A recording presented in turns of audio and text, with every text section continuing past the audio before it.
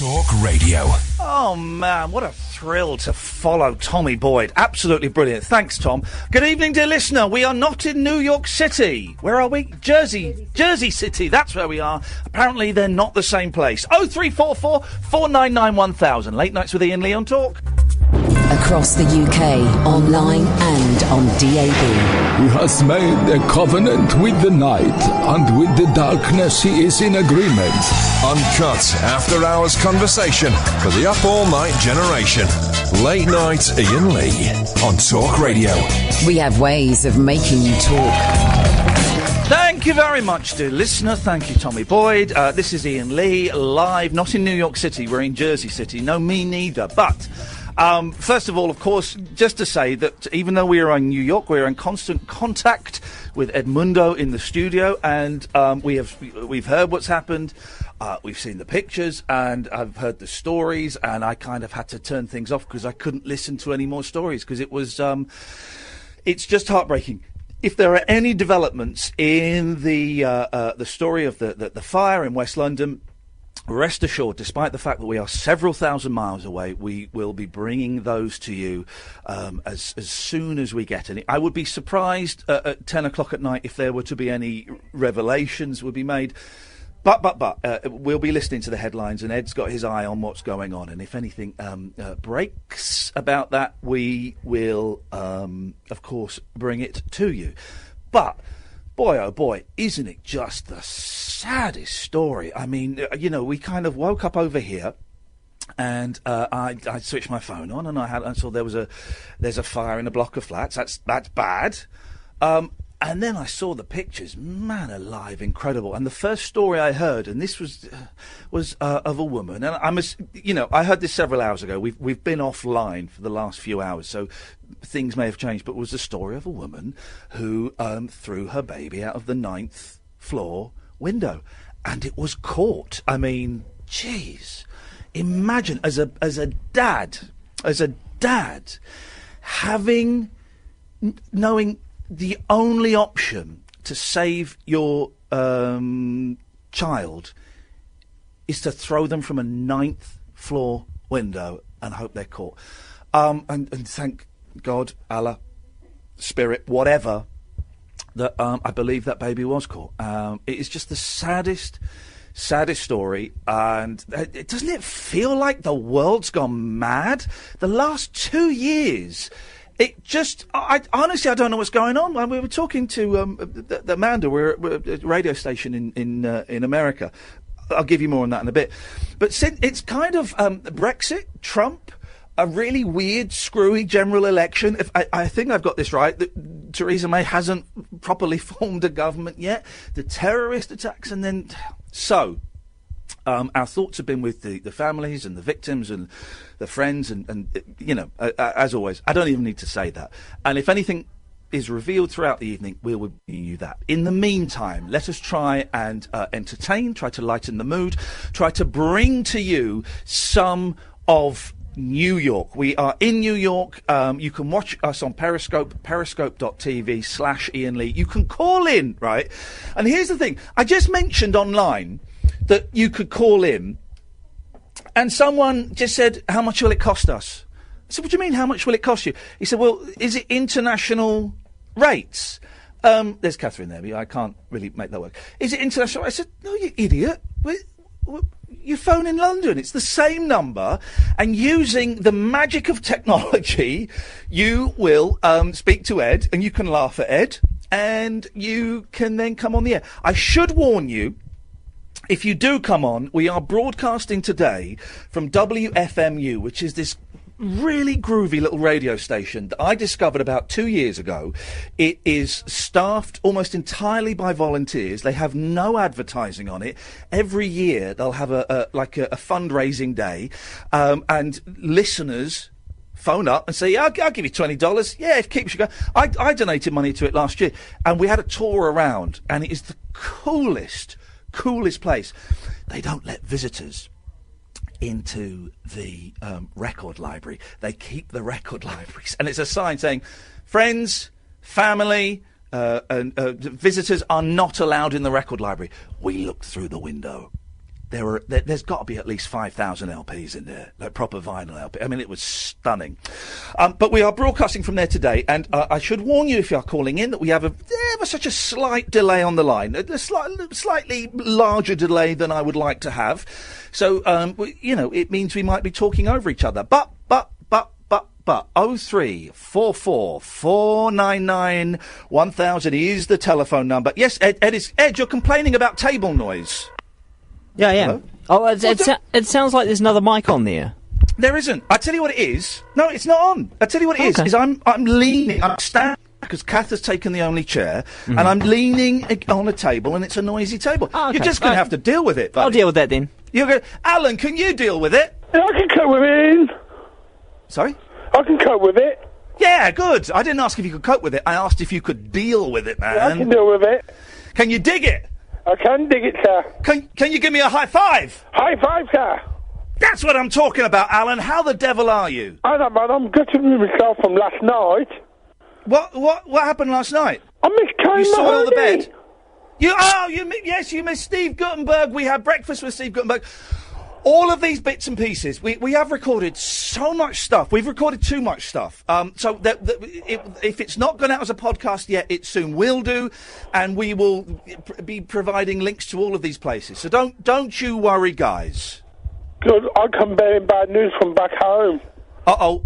The latest numbers in London, 12 died. Yes, well, I wouldn't be surprised if that rose a little bit more. And Tim Farron quit as leader of the Liberal Democrats. Yes, I know. That's weird, isn't it? Oh, no. What? Why has he quit? A conflict of beliefs. A conflict of beliefs? Because he's a Christian. Well, Christians can still lead. I am fiddling around now. Sorry, guys, on Periscope. That's as loud as it's going to be for the calls. You could still be a Christian and be a leader of the Liberal Democrats, no, can't but you? He was questioned about his views of gay marriage. Well, I thought he said that gay marriage was okay. But he doesn't believe it because he was a devout Christian. No, but hang on a minute. Did he say he doesn't believe it? Yeah. Did Tim...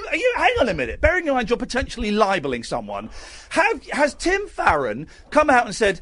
actually, I think that gay marriage is wrong, and I couldn't say that before. He was questioned it during the campaign. Yeah, but he didn't say it during the campaign.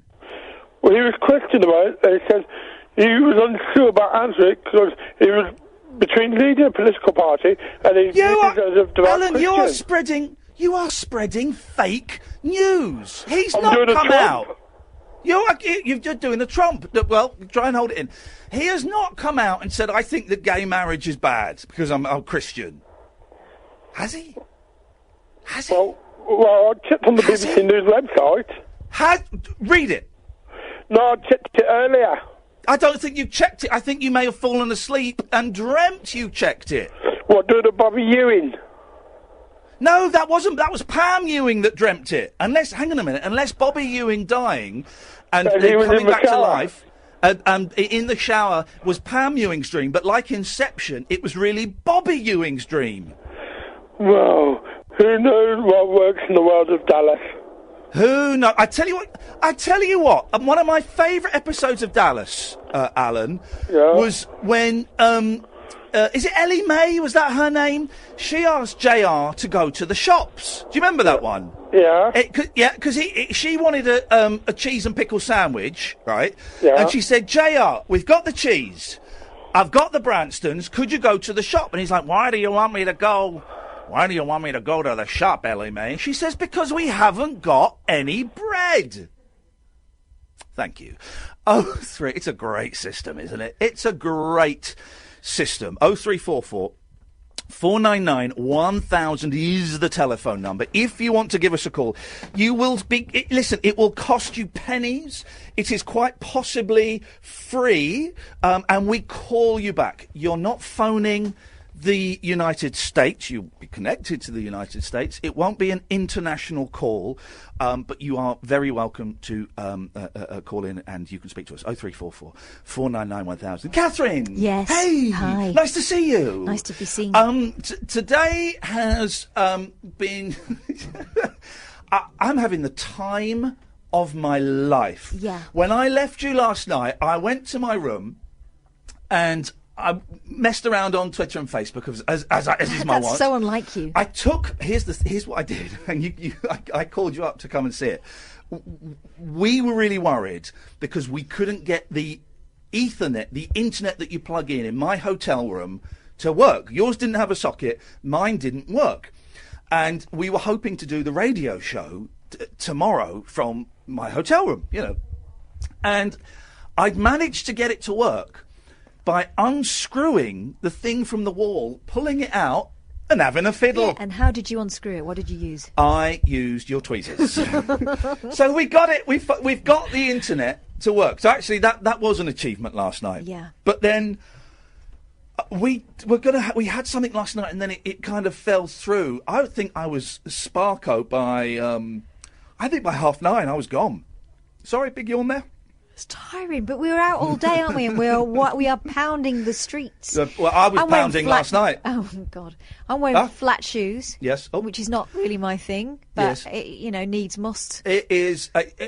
We are having the listen. I'm not going to say, oh man, this is so tough. We're out in New York. No, I love it. We are having the best time ever, but our boss thinks that we're out seeing Broadway shows, getting pedicures and manicures, I really wanted to go to the Banana Republic, which I love that shop, right? But I want to go record shopping and I want to buy some clothes. Yeah. We haven't had a second, and I don't think we will. No, and I've been away from home for like a whole week, no kids. Yeah. And I've not had one glass of wine. Not one. No, not one. Not one. No, about 20.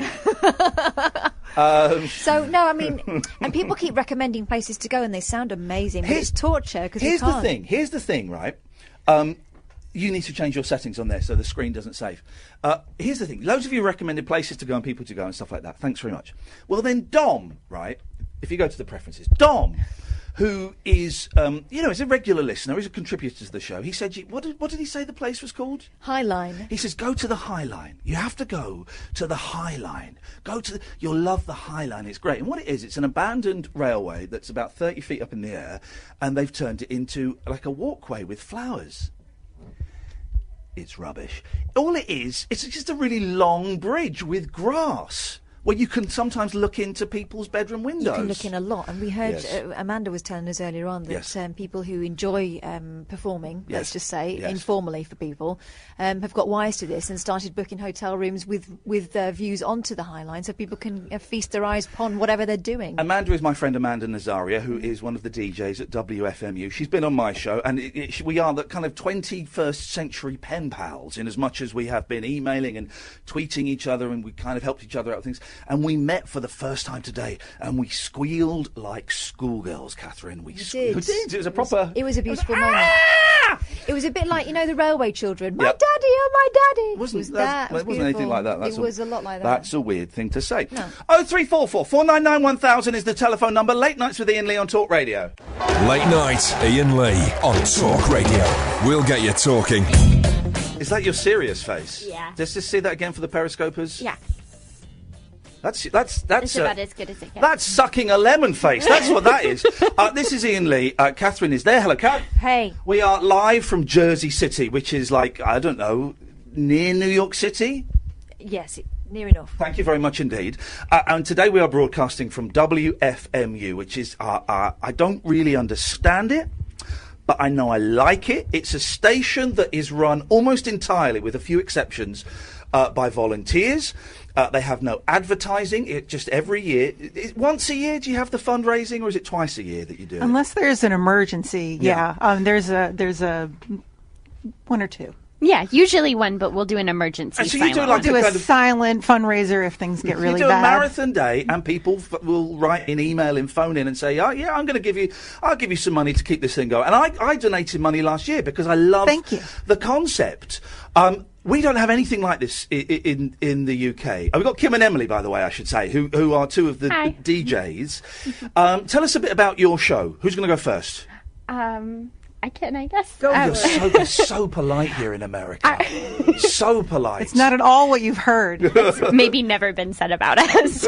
Our show is called In Real Life. Yeah. It's an hour-long program, and every week we tackle a different theme or subject, and we go around trying to understand it by interviewing people that are doing something interesting or unique or different or that we don't understand. So okay, this week, what was the theme?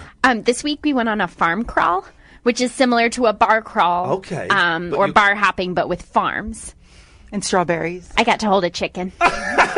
You know you can hypnotise chickens. No. I did, yeah. Did you try it? No. What you do? It's rude to do that to someone else's chicken. You can do it to your own. You can do it to your own chicken. For years and years, I've heard this thing about how you can hypnotise chickens, and my mother-in-law has got some chickens, and I went and tried it the other day. I couldn't get it to work, and she came out, she's going, Ian, what are you doing with the chicken? And you're supposed to put its head down and then draw a line with your finger from its beak out, and then it's hypnotised. And you can tell it. Maybe I'm thinking lobsters to put them, before you put them in the pot. You can't hypnotise lobsters, can you? Sure. How? Well, you do the same thing. Dear listener, if you've ever had cause to hypnotise an animal, 0344 499 1000. This is kind of the level of the show, is people phoning in saying they've hypnotised animals. Ooh. But so what were you trying to find out about farms then? Just what they are? Well, I'm from a much more rural area of the country, and I actually didn't realize there were any farms in New Jersey. Oh. And so this was sort of, this was our proof, I guess. Proof. Kim drove me to some farms to prove that there are farms in New Jersey. And there are. There's some stereotypes about this state. Yeah. You fly into Newark, you know, it kind of looks a bit armpity. It's a little gross. You've got oil refineries. You've got New York. But if you go a little bit further, it doesn't smell great in certain areas. But if you go a little bit further west, it's called the Garden State, New Jersey. Which I always just thought was ironic. Yeah. But it turns out it's actually they're naming states and cities ironically these days.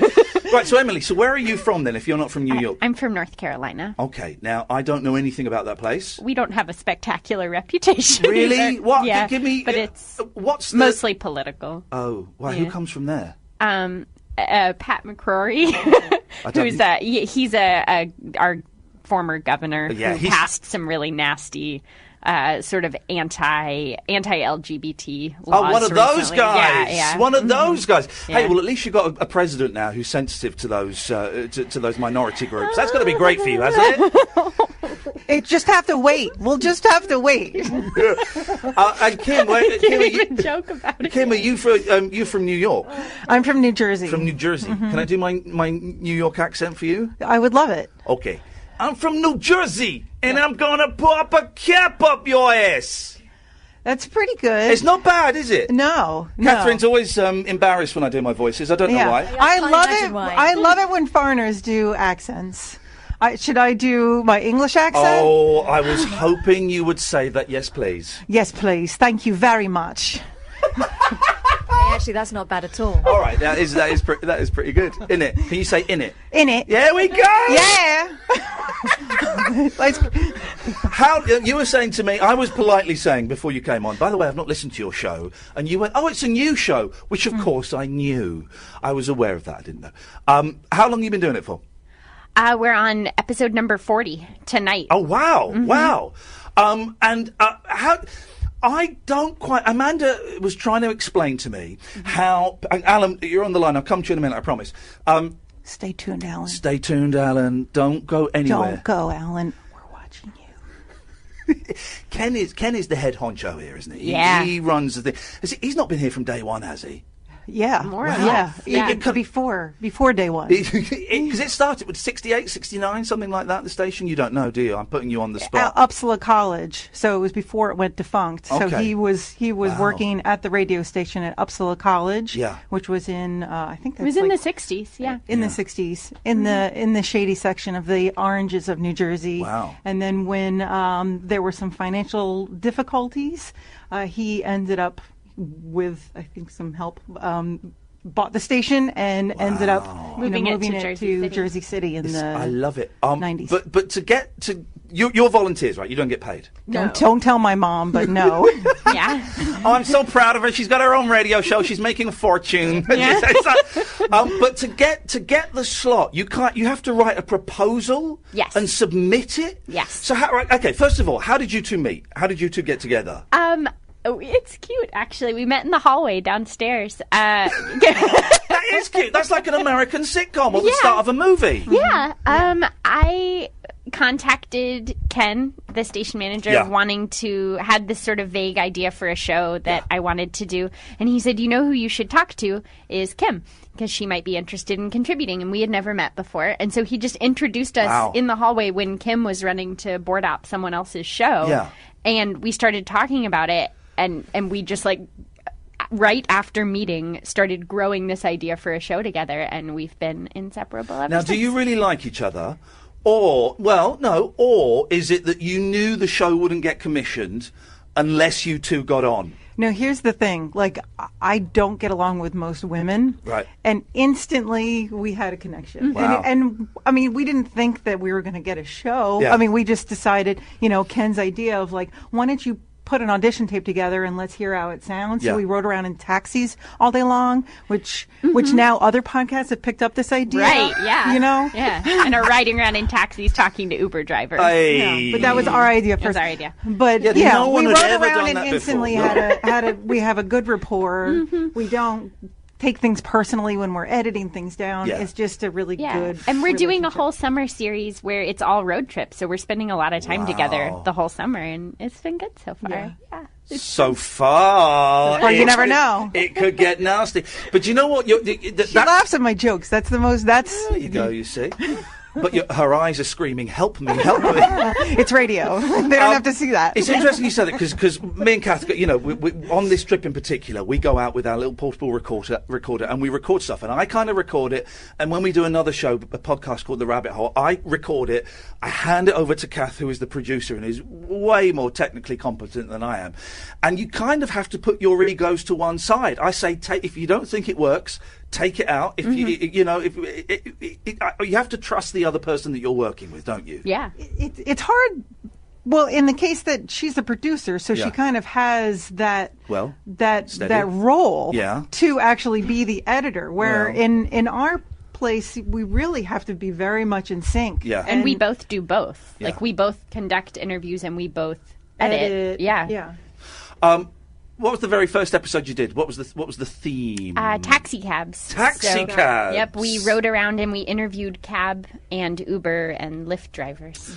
And had Lyft drivers. Oh, Lyft is just another Uber. Oh, okay, right. Yeah, it's a ride-sharing app. I'm so surprised to see you've got Uber over here as well. We've got it in the UK. We'll see how long it lasts now that the guy stepped down, the CEO. Oh, no, hang on. What's happened to Uber? Has the boss stepped down? I didn't know this. He did. He said he had inappropriate comments to, was it the Huffington Post lady, right? Oh, really? Ariana Huffington? Yeah, Ariana Huffington. He had some sexually charged comments. Wowzers. Didn't he say something about women talking too much? I think it was along those lines, but that might have just been another thing that he had said in the past. He's had some troubles with the females. Uber's really controversial. The females have had troubles with him. Uber's really controversial in the UK because and I have to say this phrase because I said this phrase to Keith and the girl yesterday, and they were like, "You can't say that."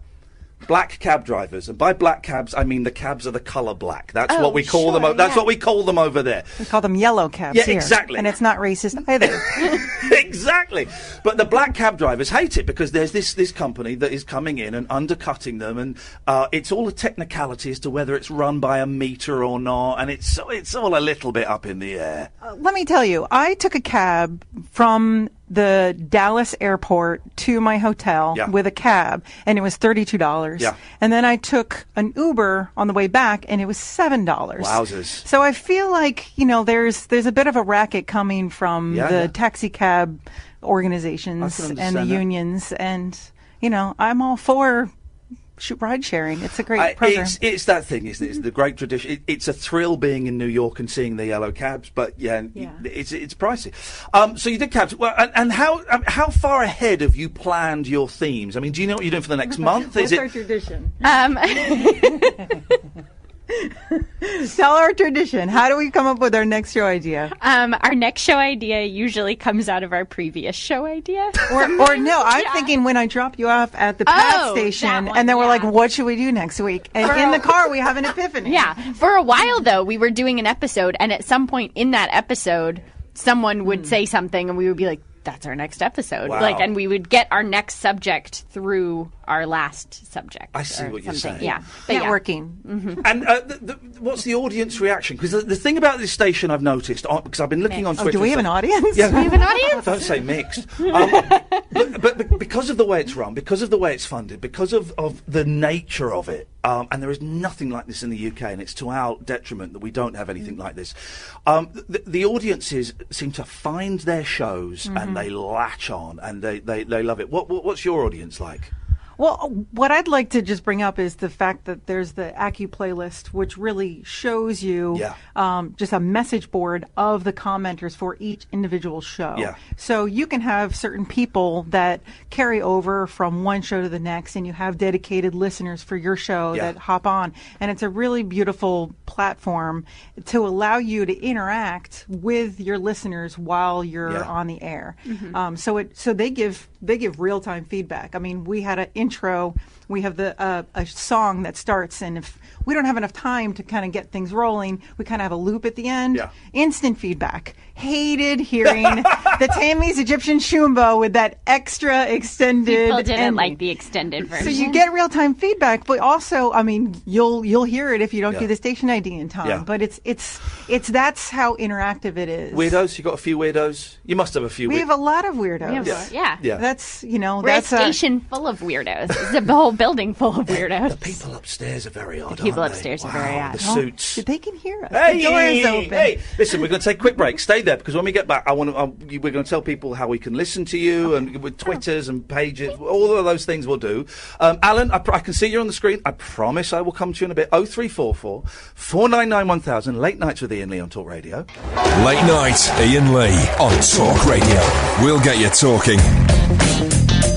Hello, dear listener. We are live from Jersey City. Kath, I'm not quite sure what you're doing.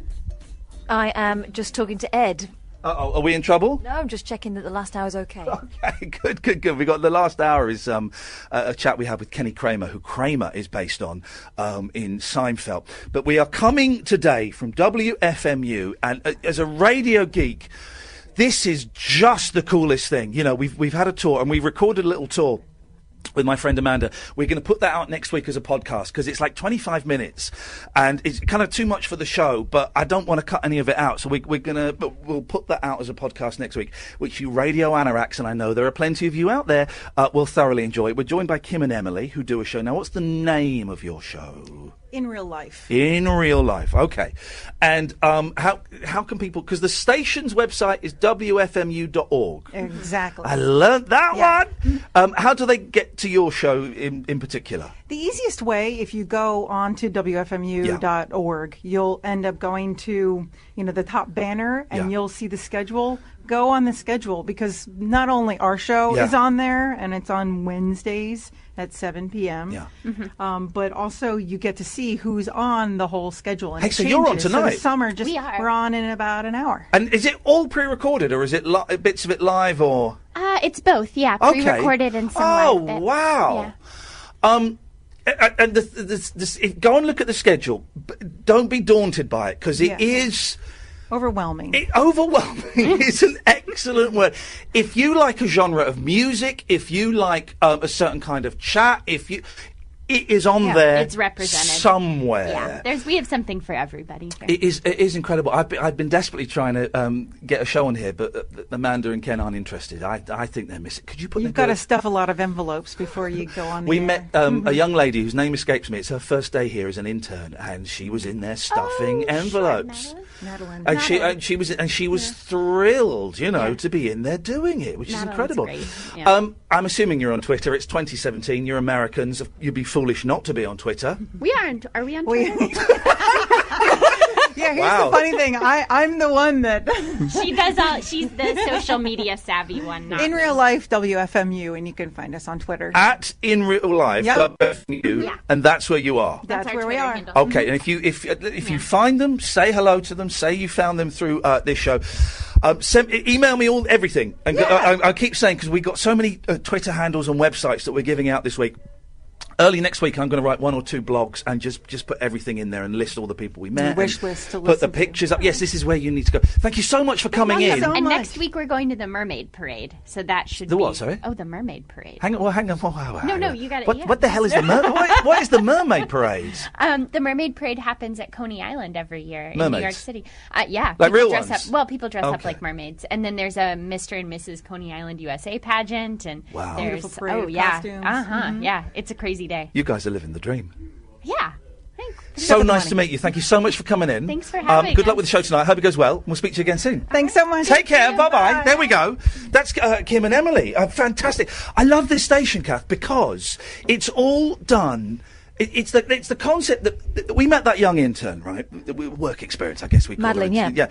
And she was in there literally just stuffing envelopes with a hugest grin on her face, and we got chatting to her, and you'll hear it next week in the podcast.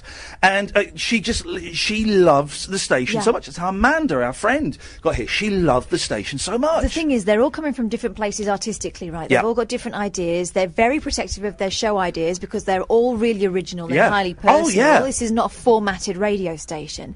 But they are all pulling in the same direction, which is the love of radio and absolutely having the time of their lives regardless of what their role is. And some of the formats, nearly all of the formats are nuts and weird because, unlike us, you know, we are a commercial station. We get our money through advertisers and sponsorship, and so there has to be a certain amount of return for those advertisers, and that comes in listener figures. They haven't got that restraint. No. There's no one, there's no big company going, well, we've invested $10,000 and we just not get. Doesn't exist. No, doesn't exist. It's all about loving it, and that is the beauty of it, that they're able to experiment. We're going to speak to a guy a bit later on who's doing a show now called Irwin. I can't pronounce his last name, so I won't. But he does a show here, and some of you will get this reference. He discovered the Langley School's music project. I'll explain more later on, but there will be some of you going, oh, that guy, he's coming on later. Alan, you've been waiting on the line for ages, sir. I can only apologise. Good evening to you. Good evening. How are you, Ian?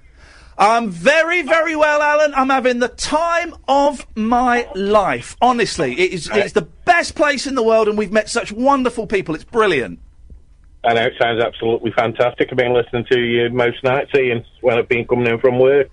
You say most nights, Alan. Well, a bit disappointing. Well, I missed last night, Ian, because I wasn't very well last night, Ian. I got a bad back, mate. Uh-oh, what happened? Did you not bend? Did you not lift through your knees? No, I twisted my back. I'm a bus driver, Ian, for me living, and I twisted funny. And the seat what I was sitting on yesterday, it wasn't one of these comfy seats. So everything what come through the seat. My back was bump, bump, bump.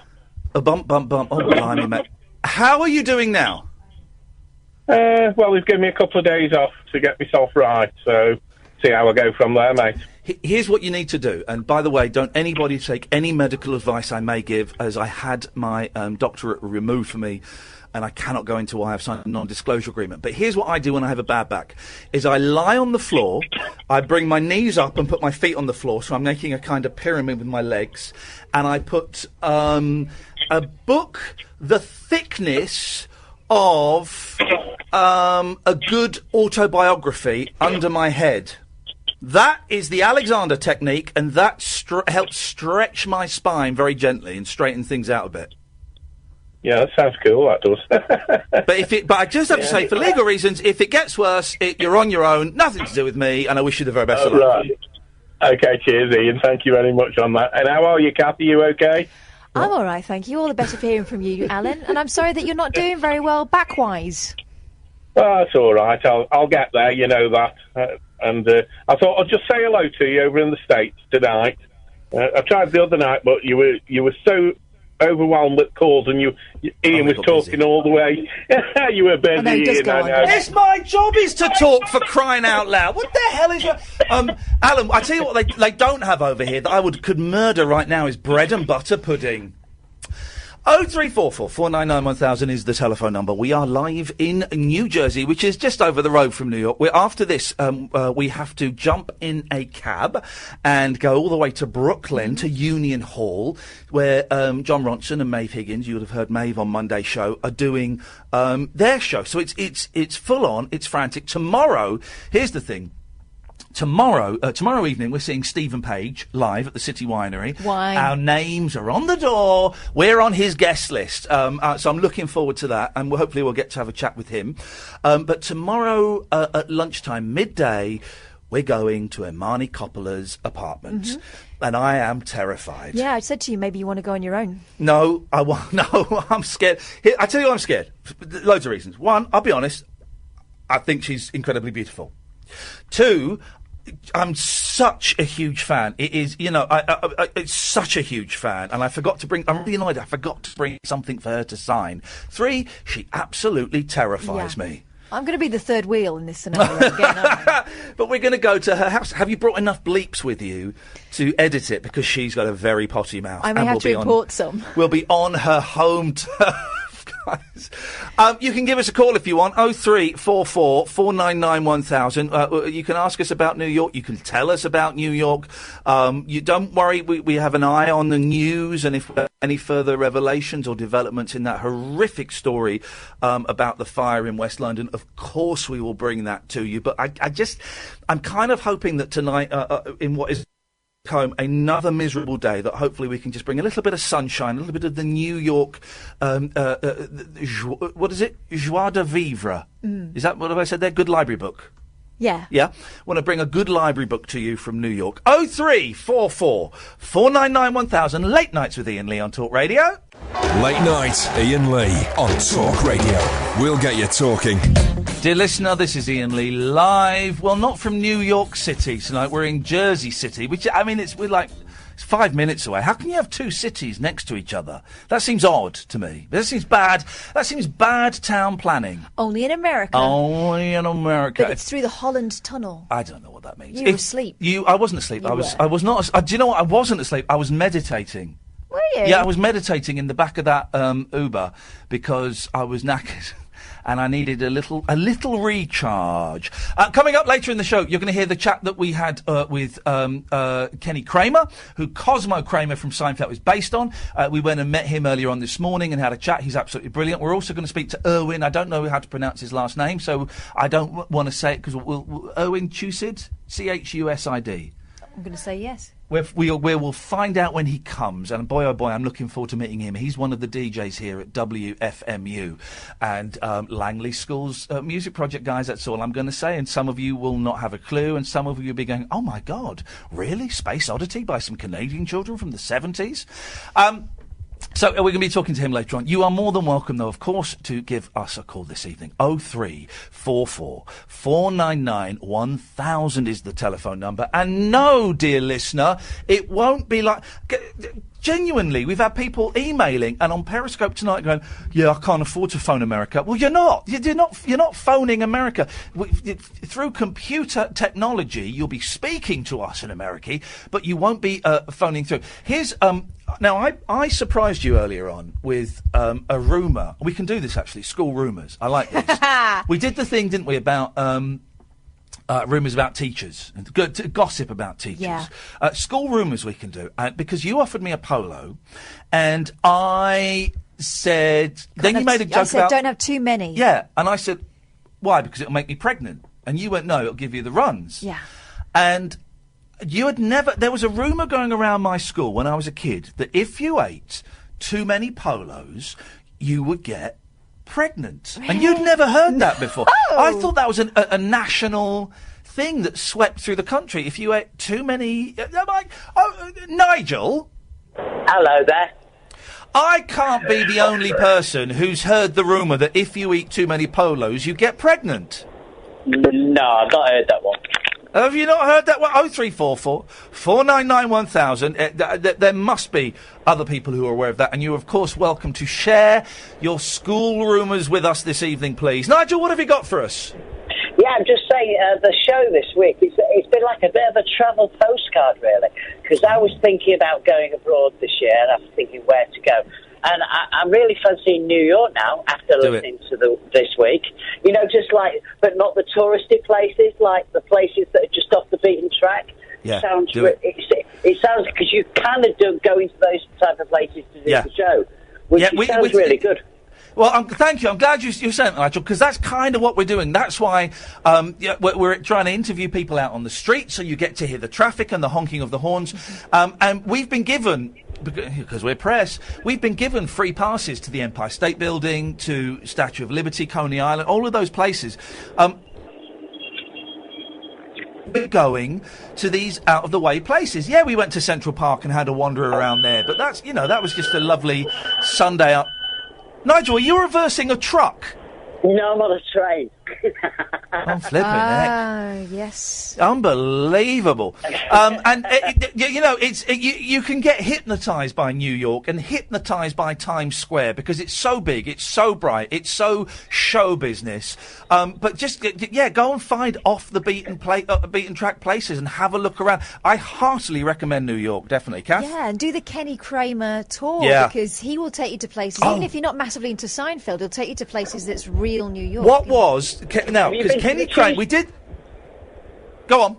Have you been to the cheesecake factory? Or no, we haven't, because there isn't one anywhere near us. I've checked. There's nowhere near where we're staying. We have had we had some apple crumble cheesecake yesterday. God, that was so good. But no, I'm really gutted, because one of the things I wanted to do was go to my favourite restaurant, the Cheesecake Factory. They've got like 260 different types of cheesecake. But no, they're nowhere near us, I'm afraid, Nige. All right. Can I just ask, the kit that you're recording with, what is it? Oh, here we go. Well, right, the kit that we're broadcasting on now is called a Comrex, and it's the thing that got nicked in Manchester. And the thing that we are recording on is my little Zoom. I think it's an H6, and it is absolutely wonderful, but it doesn't half cost a lot of bread, I'll tell you that. But there are different models, and I've got a cheaper one, and it's, depending on what you want to use it for, it's just as good. No, it's not quite as good, but it's good enough. No, but buy cheap, buy twice. I haven't bought twice. That's my thing. One. Now, here's the thing. We interviewed Kenny Kramer. You'll hear this, right? We finished the interview, and then he said, turn that thing back on. I want to say something. And you'll hear it at the end of the interview. You've left it in, haven't you, Kath? Yeah, I have. And he kind of called us out. He's such a nice man and such a great storyteller. But he kind of called us out. He said, I have got no evidence that you are real radio broadcasters, because I was using this little recorder and it wasn't branded or anything. He said, so here's my email address, and I want people who are listening to this, I want you to send me an email to prove that that these are real broadcasters, that they're on a national radio station. Here's the thing. In America, they don't have DAB. So you say, he said, what's the frequency of the station? I said, well, we're online. And when you say you're online, you sound like student radio, which is, not to knock it, but I said, we're online and we're on DAB. DAB means nothing over here whatsoever. So in a little bit, I'm going to give you Kenny Kramer's email address. I got it, if you want it. Have you got it? Is it the right one? It's tourmail@kennykramer.com. Here we go. What I need you to do, dear listener, now, this evening, what's it? Tourmail, as in tour, T-O-U-R, mail, at Kenny Kramer, Kramer with a K, K-R-A-M-E-R.com. Tourmail@kennykramer.com. I need you now, all of you, please. Very rarely do I ask you to do anything, because I know you're lazy or on drugs. But you need to send an email to tourmail@kennykramer.com and say, Iain and Kath are charlatans. No, don't say that. No, don't say it. Iain and Kath are bigging you up, and they're saying how thrilled they were to meet you, and say that you're really looking forward to the interview and all of those kinds of things. Because someone's saying, why doesn't he Google you? Kenny's an old head. He has, let's just say, he's lived a life, and I'm not sure if technology is his strong thing. But tourmail@kennykramer.com. Send him an email now. Just do it. If you're listening on your phone, send an email. If you've got your computer, send him an email. Please, flood the man with emails to prove that we are not charlatans, that we are not cowboys, that we have not made this up. 0344 499 1000. Yes, I will tweet the email a little bit later on. Your school rumours, please. Things that went round as true, as evidence, whatever they may be. 0344 499 1000. I'm still struggling, Catherine, with the tipping over here. Yeah. I don't know what the tipping point is. I don't know what the point of tipping is. It makes me so anxious. There have been several times where I've given you the money and said, can you just go up and pay? Because I can't deal with it. Like when we went to have breakfast with Steve Guttenberg yesterday. Couldn't do it. I don't like the stress. I just said, here's the money. Just you go and pay. I don't want to deal with it. It's about 20%, isn't it? Yeah. So... Well, that seems excessive to me. It does. Especially because it's not cheap to eat in New York. But... We've got a mix of yellow cabs, mainly yellow cabs, and Uber. Yeah, the yellow cabs are handy though because they give you the options as to did I do okay? 20%. They break down the tip. Yeah, did I do 20, 25, 30? Isn't it? Yeah. But the Uber drivers, I'm going to be honest. I've almost got into rows with both of them today because the app isn't that great over here. I don't know. And so you put the location, and I kind of put where we are. But I've been like 4 doors off or something, and I've had some very, very strong phone calls from them. Yeah. They phone up, and they were...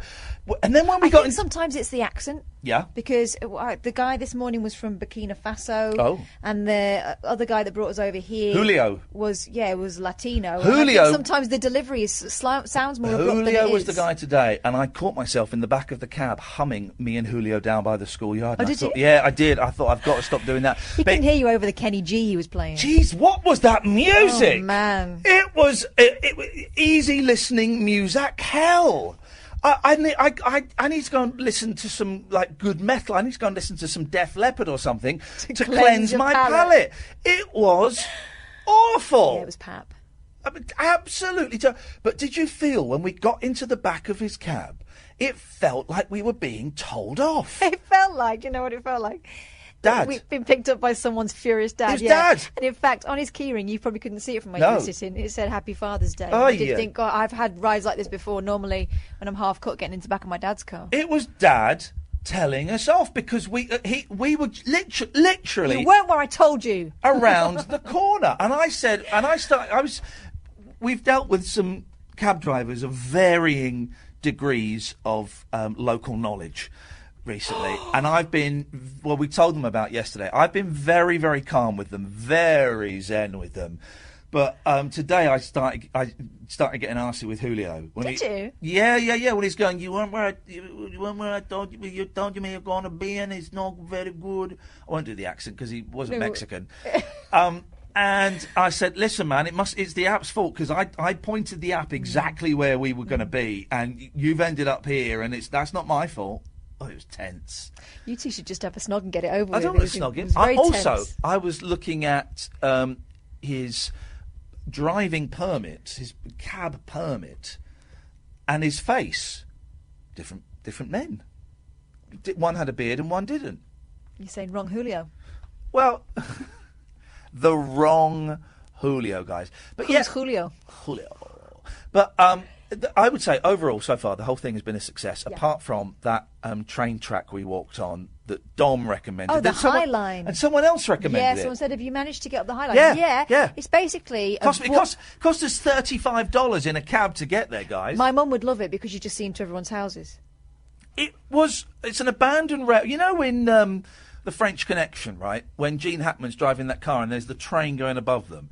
It's that track. I don't know if it's the same one. I don't know where the French Connection is set. I've only ever seen... Anyway, it's that track, that train track that's up in the air, and they've gentrified it by... Sticking some plants in it. Well, it's just grass.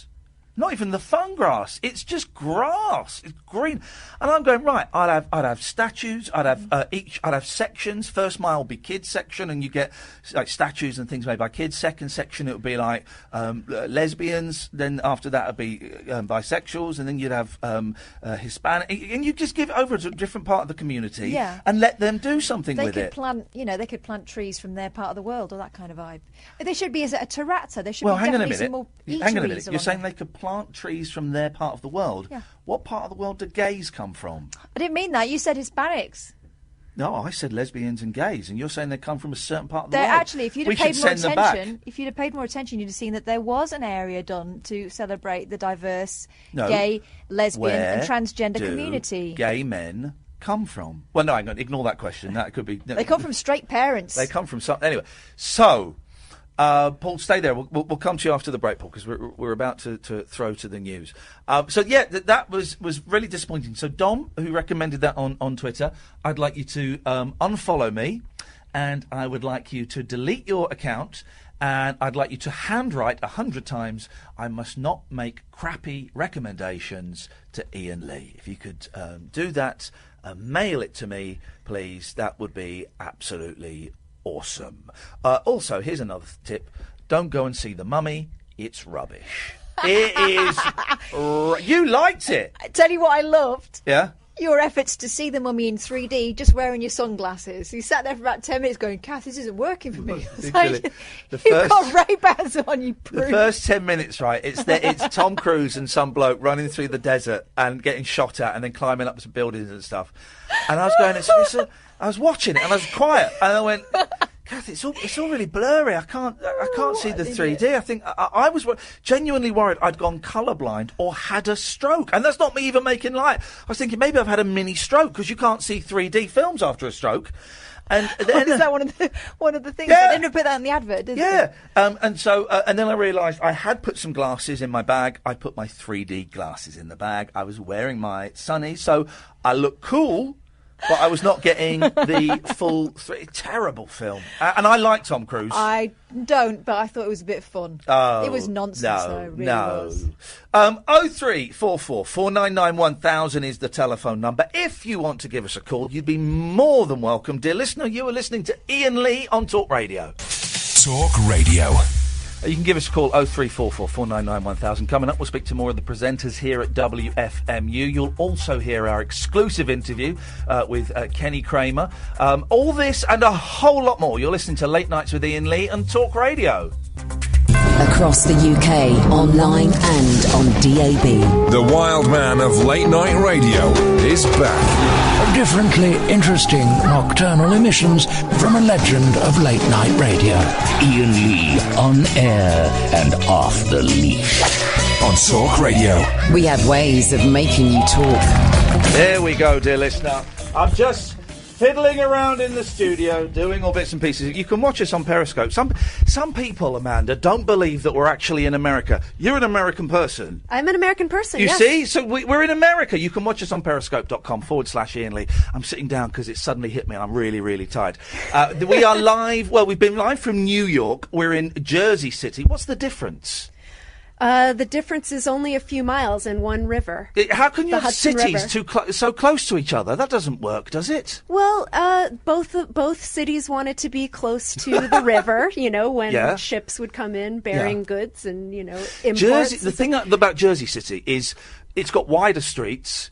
It's got older buildings. It's a lot more kind of relaxed and quieter. It is very much smaller in terms of population than New York, and it's smaller geographically too. Now, we met on Twitter, and I can't quite remember how we met, but I was looking for some exciting radio, and somehow I stumbled across WFMU, whether it came up by accident or someone probably recommended it. But I do remember going on Twitter saying, guys, I've just discovered this amazing station, but there's too much to choose from. Can anyone recommend any shows? And you, being an excellent self-publicist, went, hello, I think you might like my show. That's true. It really did happen that way. And I am usually a little bit hesitant to do self-promotion. That's something that I need to work on. So I'm proud of myself that I did it. Well, look where we've ended up. We are here now. You have gone and recorded live shows for me. You know, we've done all these kind of things. That's true, yes. I worked for you. Yeah, that one gig. I worked for you. I was your employee. You were. And now you approached me to be here, to do your show out of our studio, and I was so glad to welcome you here because I knew that you would get a kick out of it. And honestly, guys, I'm glad that you do. We recorded a little tour with Amanda showing me and Kath around, and the thing is, it's kind of too long to broadcast. So what we're going to do is we're going to put it out as a podcast next week, and I know that we have a lot of casual radio listeners, but also radio geeks like me and Kath listening.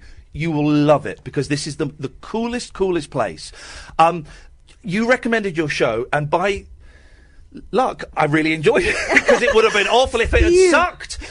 It's a Nazario Scenario. That's right. And it's well, you play kind of. I'm going to do that thing. Can you describe it? I know it's impossible because you kind of play anything. You have a slight obsession with The Simpsons, which I kind of disagree with, but I'm going to let that one ride. Okay. But we have the number of times I've listened to your show. And you've played something that I know, and I like. Oh, I thought I was the only person that knew that song.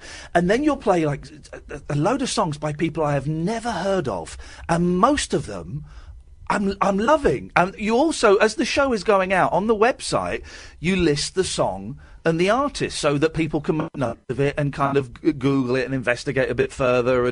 But you play it. Pretty much anything you want, don't you? It's true, yeah. I am allowed to play anything I want, which is the beauty of WFMU. Yeah. We're completely freeform. And yeah, I think when you were talking to Kim, she mentioned how great the playlist is, for live commenting. But it also is also a really great resource for listeners because they can see the artist and the track name as it's playing, or if they missed it, they can just refer to the playlist. And it's great because there is a lot of far out stuff that you're playing that people quite probably will never have heard of. They will quite possibly never have. I mean, you play obvious. You do play hits, Lovin' Spoonful and Monkeys. I know you've got a big 60s thing. Yeah. But you will play stuff by obscure cult indie bands. Absolutely. And I mean, you say that you haven't heard of these people. Often I won't have heard of them either. I will just pick up the record because the art appeals to me, or like I'll look at the production credit or something, and I recognize somebody who worked on the album, but not anyone else. When my dad died a few years ago, and I was trying to find ways to fill the empty void in my soul, I went on Cherry Red Records. It's a great label, and I just went on their website and I flicked through, and every time I saw something I liked the cover of, added that to the basket. And it was wonderful. Some of it was rubbish. Some of it was absolutely brilliant. Including, do you remember, Kath, what was that duo?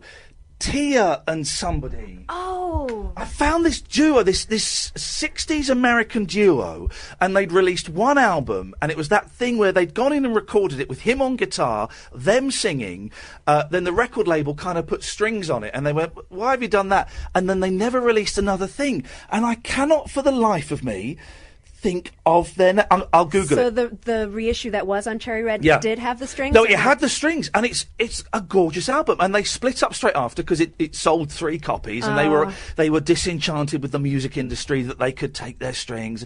Tia and I want to say Tia and somebody, but I can't. It's a man and a woman. It's a man and a woman. The cover is awful because it's them sat on the curb.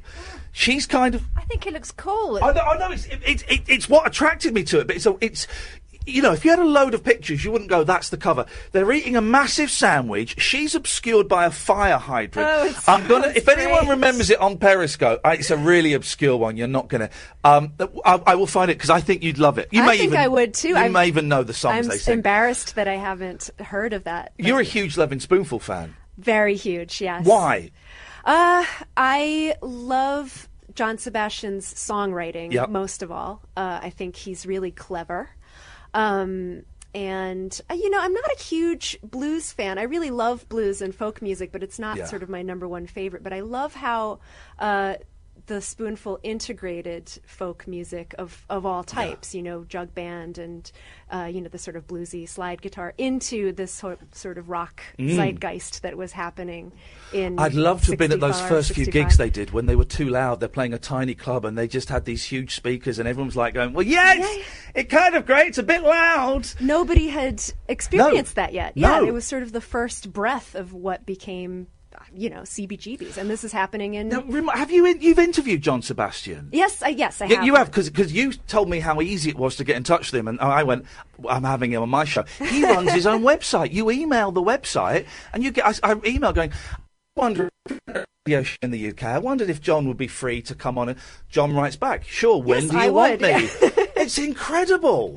These legends are I so was accessible. so surprised too, but I mean that sort of says it all about what Yeah. kind of musician he is. He really wants to connect to his fans himself. And all we did really was talk about Mama Cass and tie-dye.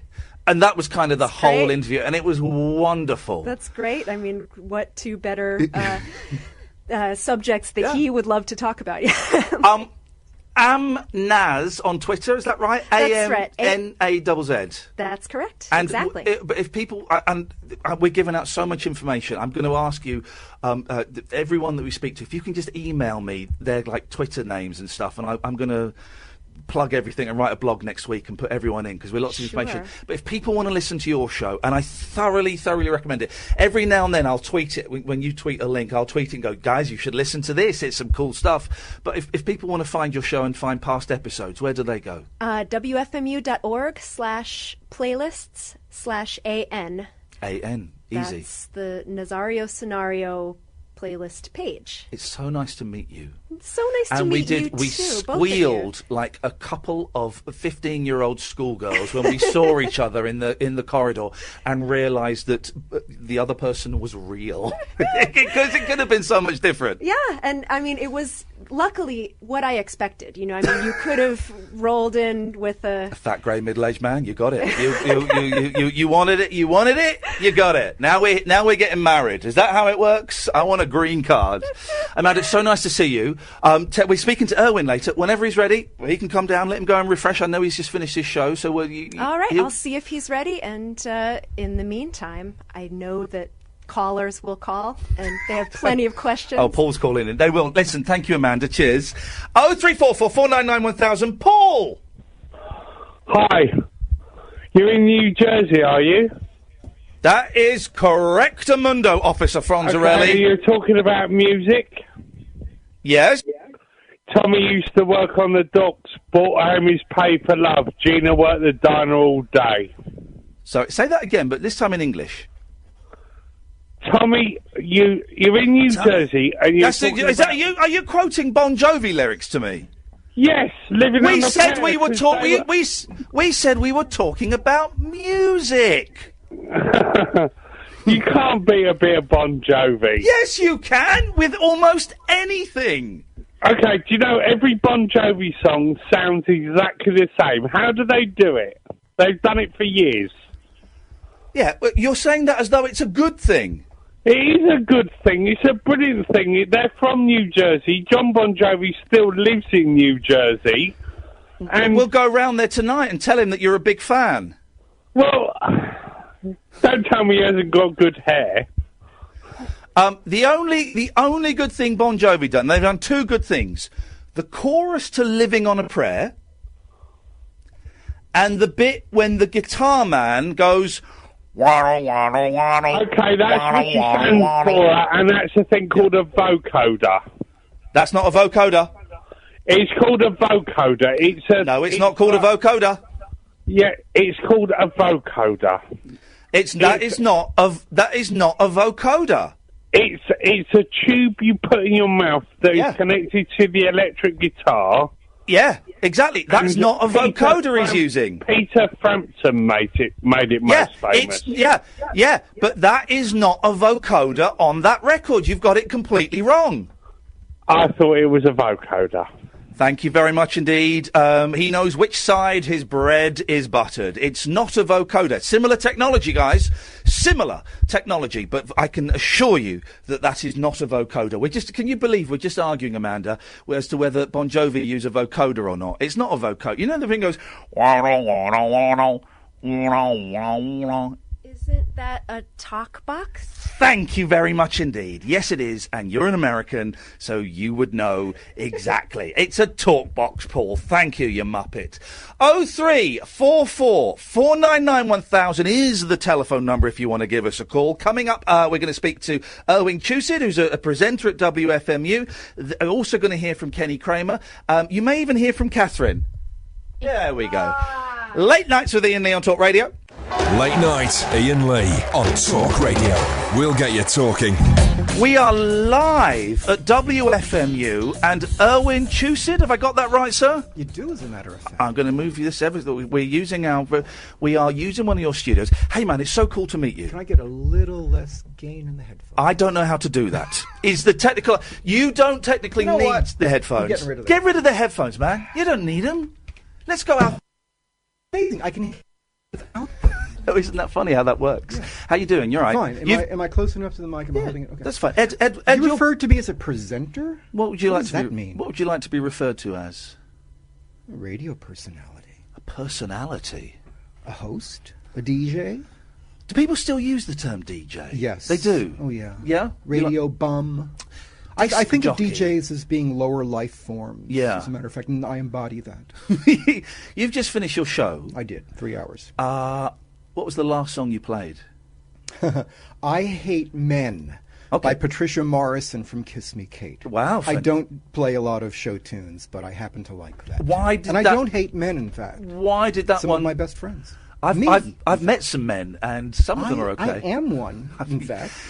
Waiting to get the results back from the laboratory, but when we do, sir, we will let you know. How long you been here? How long you been doing this show? 42 years. At WFMU? Yes.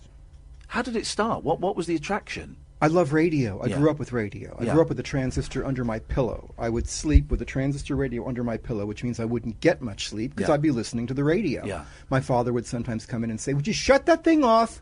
Get some sleep because you've got school the next day." Yeah. It was more important to me to listen to the radio on the overnight because back in the 60s when I was growing up, overnight radio was a lot more interesting than daytime radio. Who were some of the DJs you were listening to? I was, at night, New York radio. Yeah. So you had WABC, WMCA, the good guys, Cousin Brucey, Scott Muni, Chuck Leonard, Ron Lundy, Herb Oscar Anderson. These names mean nothing to anyone currently listening. A couple of them are floating around in my head. But I also listened to Gene Shepard, who was a monologist based in New York. Yeah. He was from the Midwest, a great storyteller, very eloquent, very funny, very philosophical, and to me he did pure radio. Yeah. It was the theater of the mind, where there was great storytelling. It was very vivid, image-rich, but there were no visuals. Yeah. And that, to me, is what made radio so great. That is the skill. For me, we're a speech-based radio station, and for me, it's stories. It's all stories. And if someone has a good story and can convey it, then they are welcome to come on the show and share their story. And we get that from callers, we get that from guests that we have on, we get that from me and Kath. If something happens to us, we share it as a story. Radio is not television without pictures. No. It's its own medium. There was a big trend about 10 years ago in British radio where to get ratings, they would get TV stars. They would get television personalities to come on the radio because they're the same thing. And if you can do TV, you can do radio. That was the mindset. Now, one or two of them could. I was one of those people, actually. I was lucky.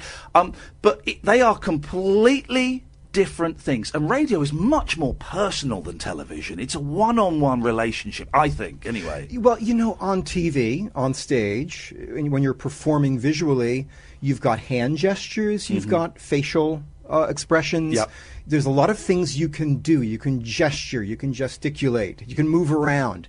When you're on radio, you only have your voice. Yeah. You have to convey all that additional information, all that emotion through the nuances in your voice, and that's not a simple skill. Yeah. It's something some people can do intuitively, some people can learn it, some people never get the hang of it.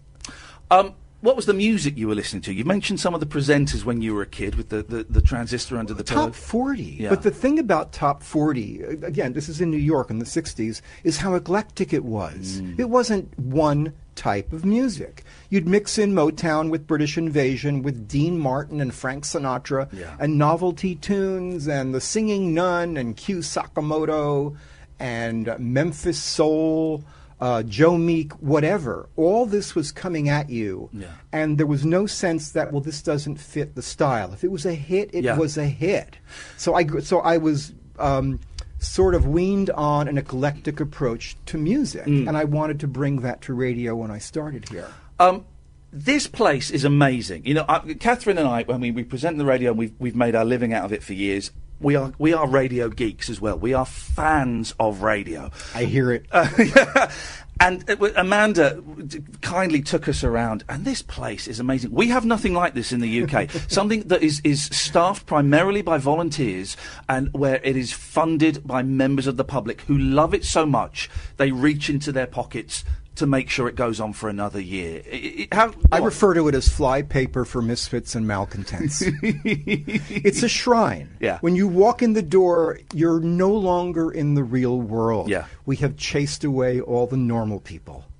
There's a cross downstairs made out of melted records. So, there's all sorts of things. There's a corridor downstairs that contains station manager Ken's collection of paintings on black velvet. Yeah, and they're bizarre. There's the great Phil Spector with the great one-off Phil Spector with his courtroom wig on. They're all gloriously flawed. Yeah, which is a great way to describe the personalities down here, the programming. The facility, there's something gloriously flawed. There's no perfection around here. Perfection here is a fool's errand. How much do I have to bribe you to get me into that record library?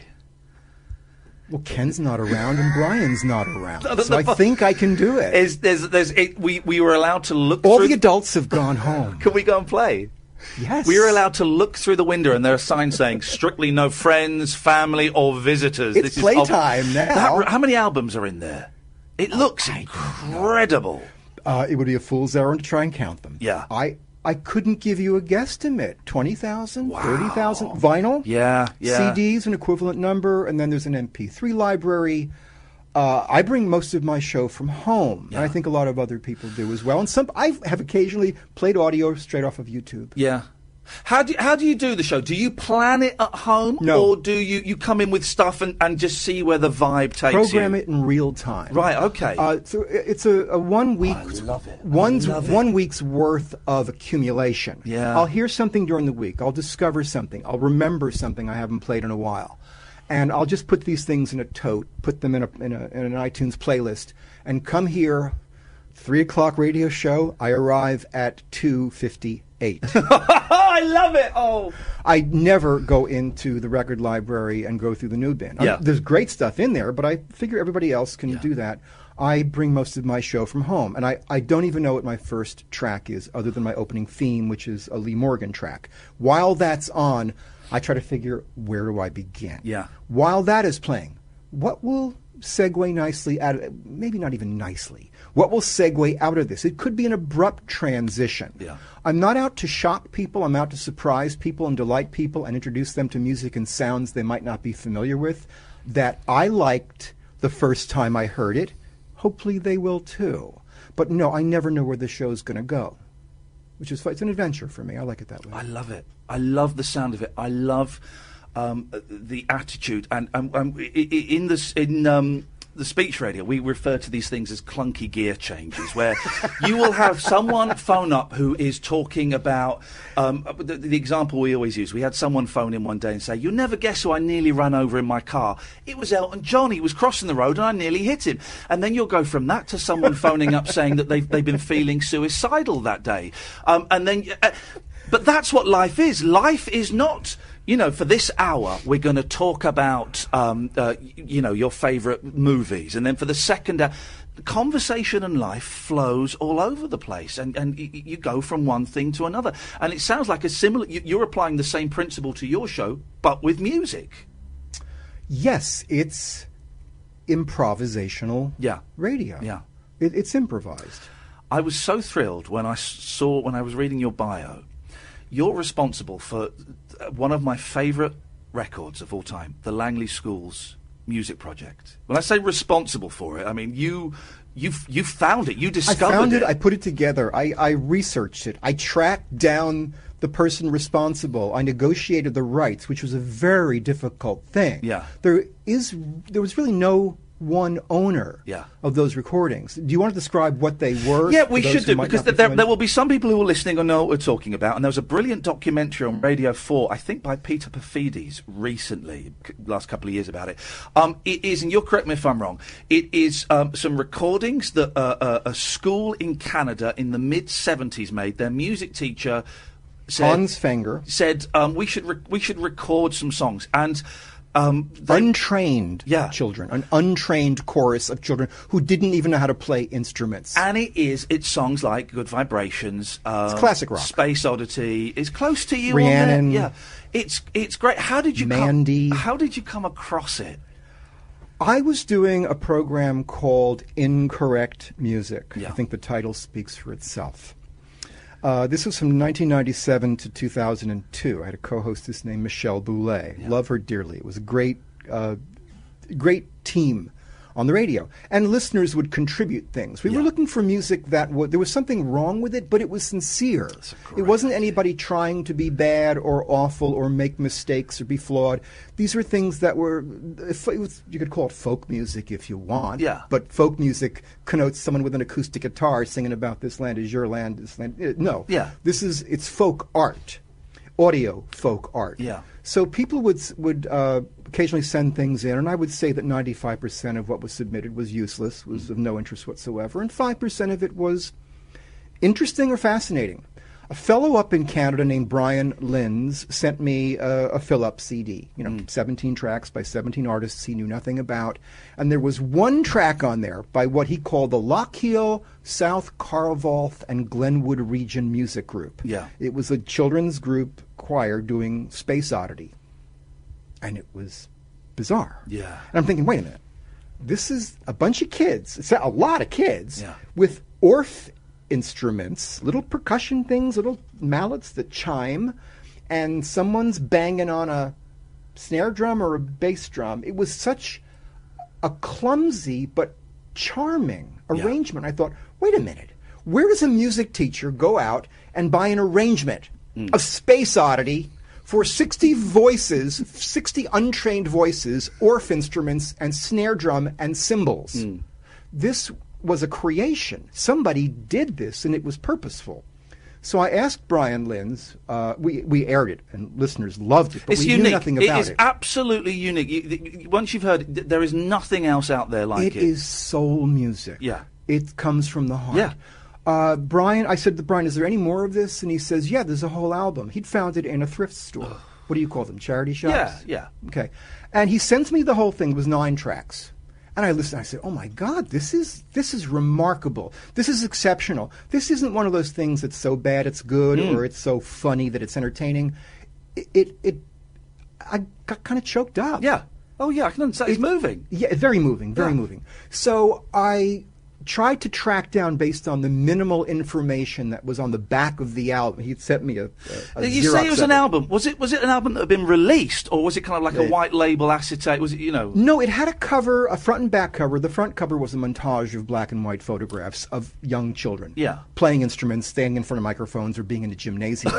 And on the back cover was minimal information, 9 song titles, and there were a couple of names, thanks to Pat such and such, dedicated to Pat somebody.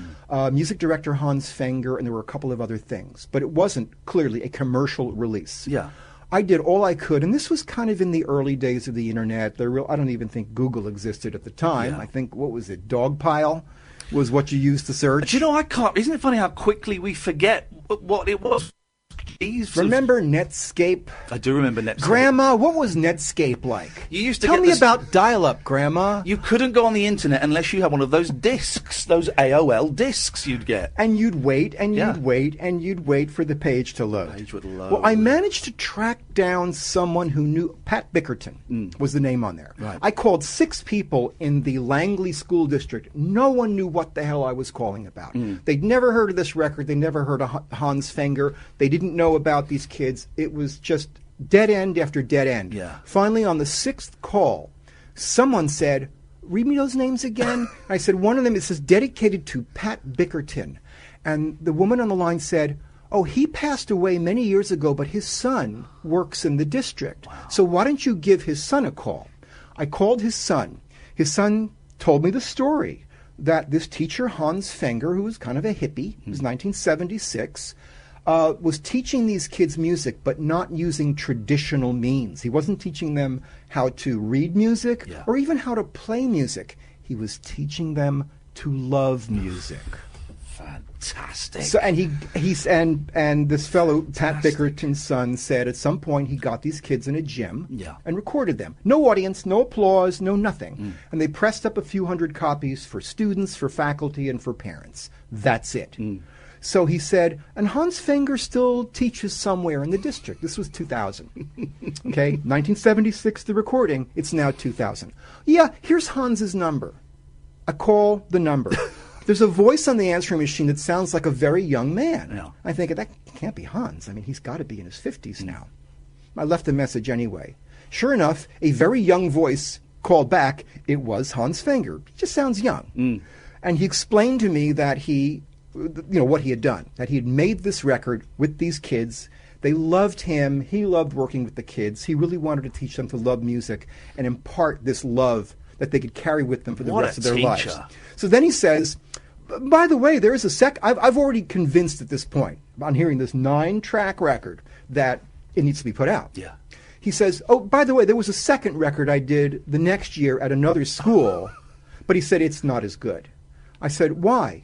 And he said, well, I don't think it was as good, but I'll make a recording of it and send it to you. He sends it to me. How much time do we have? Oh, man, we got as long as you want. I'm wrapped with this. Go on. He sends me a DAT tape. Yeah. Remember DAT tapes? I do remember. Grandma? They were going to be the future DATs and mini-discs. Sends me a DAT. It was in winter. I remember because it arrived here at the station via FedEx. I come here. I'm wearing a heavy winter coat, and I couldn't wait to hear it. Yeah. I come upstairs to the studio we're in right now. Wow. I put in the DAT tape. I'm still wearing my heavy winter coat. I'm sweating. I'm waiting to hear what comes on. Oh, and he had told me that there was a recording on there of a young girl singing the Eagles' Desperado solo. So I put on the DAT, and I hear the beginning of what sounds like Good Vibrations, and then it stops, and I think, oh my God, the tape is damaged.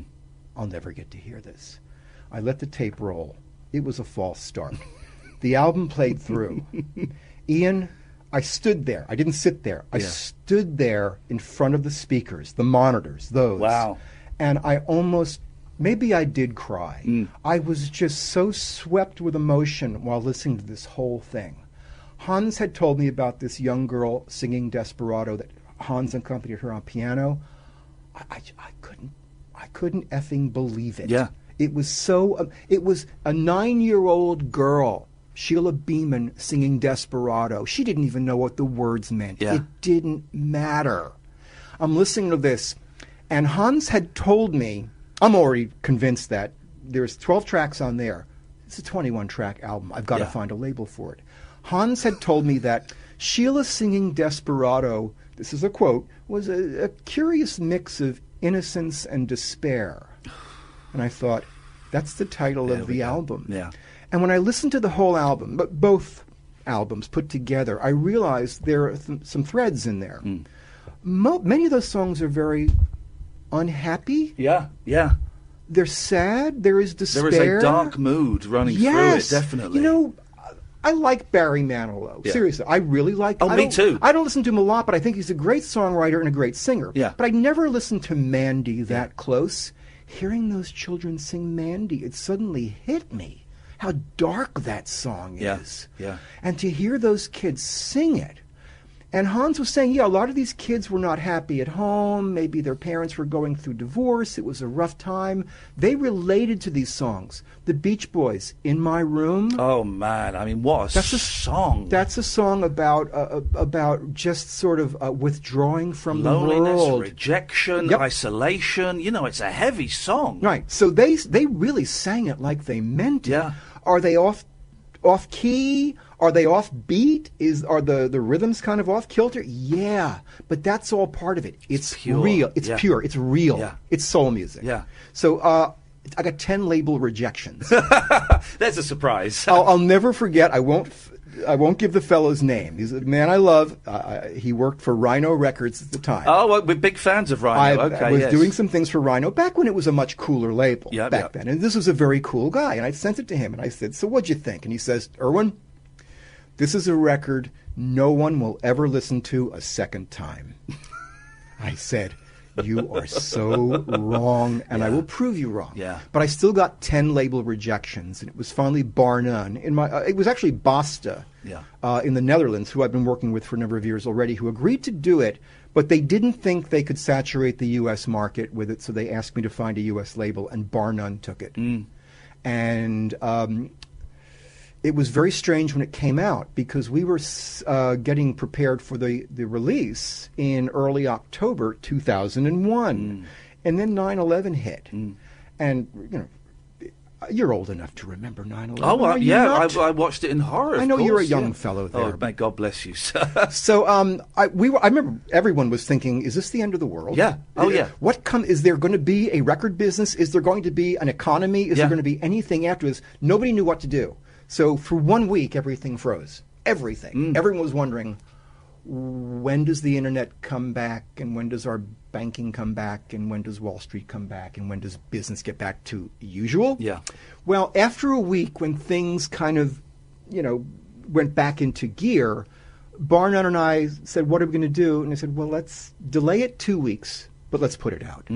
We put it out October 23rd, 2001, and really didn't know what to expect. But we knew there was a bit of a buzz because we'd been sending out copies to journalists, and we were getting an astonishing response. They were responding to it the way I did. Yeah.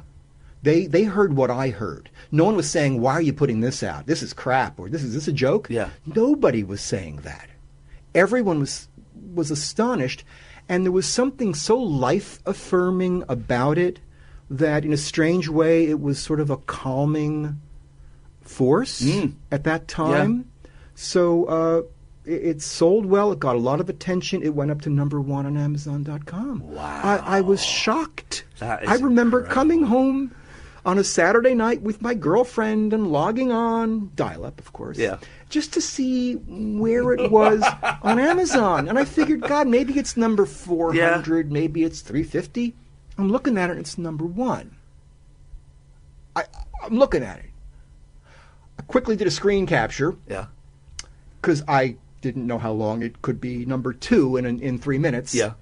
And I just kept staring at it, and I kept checking all night. It stayed at #1 until the next day. Wow. I must have checked that screen hourly. And then it went to #2, and then 3, then back to 2. And then 6 months later, it went back to #2 when VH1 did a documentary about it. Yeah. Now, you want to know who prevented it from going back to #1? Go on, who was it? Who do we hate now? I have to admit she's a good singer. Go on. Norah Jones. Hey, well, I mean, for her to deprive those kids of a second shot at #1. It was a damn good album she put together. She wasn't bad. I can't criticize. Congratulations, though, on hearing that potential and seeing it through, because to push it through to its conclusion, it must have taken a lot of effort on your part, especially all those rejections. Absolutely. Oh, it's work. Yeah. It's administrative work. Yeah. It's research. It's digging. It's dealing with dead ends and persisting. People ask me what I do for a living, and it's very difficult to sum it up. But I say that I'm a landmark preservationist. And if they want the longer version, I say, I find things on the scrap heap of history that I know don't belong there, and I salvage them. That's great. So Raymond Scott, Esquivel, Outsider Music, Langley, Shooby Taylor, The Human Horn, artist Jim Flora. What are you working on a project now? Have you got something on the back burner now, or something that's happening? Nothing's on the back burner. Things on the Sun Ra. I'm administering the Sun Ra estate these days. Really? Working on remastering the Sun Ra catalog. Oh, wow. Including a lot of unreleased tapes in the possession of Michael Anderson of the Sun Ra Music Archive. What a joy that must be to go into a studio and hear stuff that hasn't been heard for decades. Well, it's not a studio. It's Michael's crappy apartment in Passaic, New Jersey. What a drag it must be to go to Michael's crappy and squalid apartment It's terrible, and listen to stuff that no one's ever heard before. We are doing things with a British label called Strut. Right. Fine label. We've done 3 packages with them already. We're working with a U.S. label called Modern Harmonic, a spin-off of Sundazed. And we're starting our own label, the catalog label, the Sun Ra Saturn reissues, which will be called Cosmic Myth Records.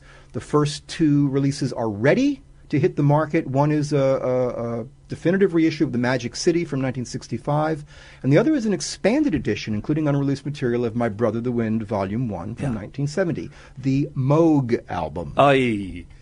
But I always feel uncomfortable saying Moog because it is Moog. I know it's Moog, and I only found out about 5 years ago. And of course, everyone says Moog, and I've now got that thing where someone says, "Oh, it's the Moog." I go, actually, it's pronounced Moog, and I don't want to be that guy that's going, "It's pronounced Moog," but now I know it. I can't say Moog.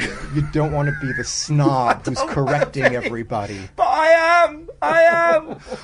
Listen, it's such a thrill. We are running out of time. If people want to listen to your radio show, how do they find it? How can they get to WFMU.org, but I think it's irwin.wfmu.org. Okay. We'll get you to my playlists, which go back to the year 2000. That's when we started archiving. Oh, I'm digging But in. I've been on the air now since 1975. And you love it. I'm on the air without making a nickel at it, because I love it. Yeah. I love radio. I love FMU, because they don't tell me what to play. Yeah.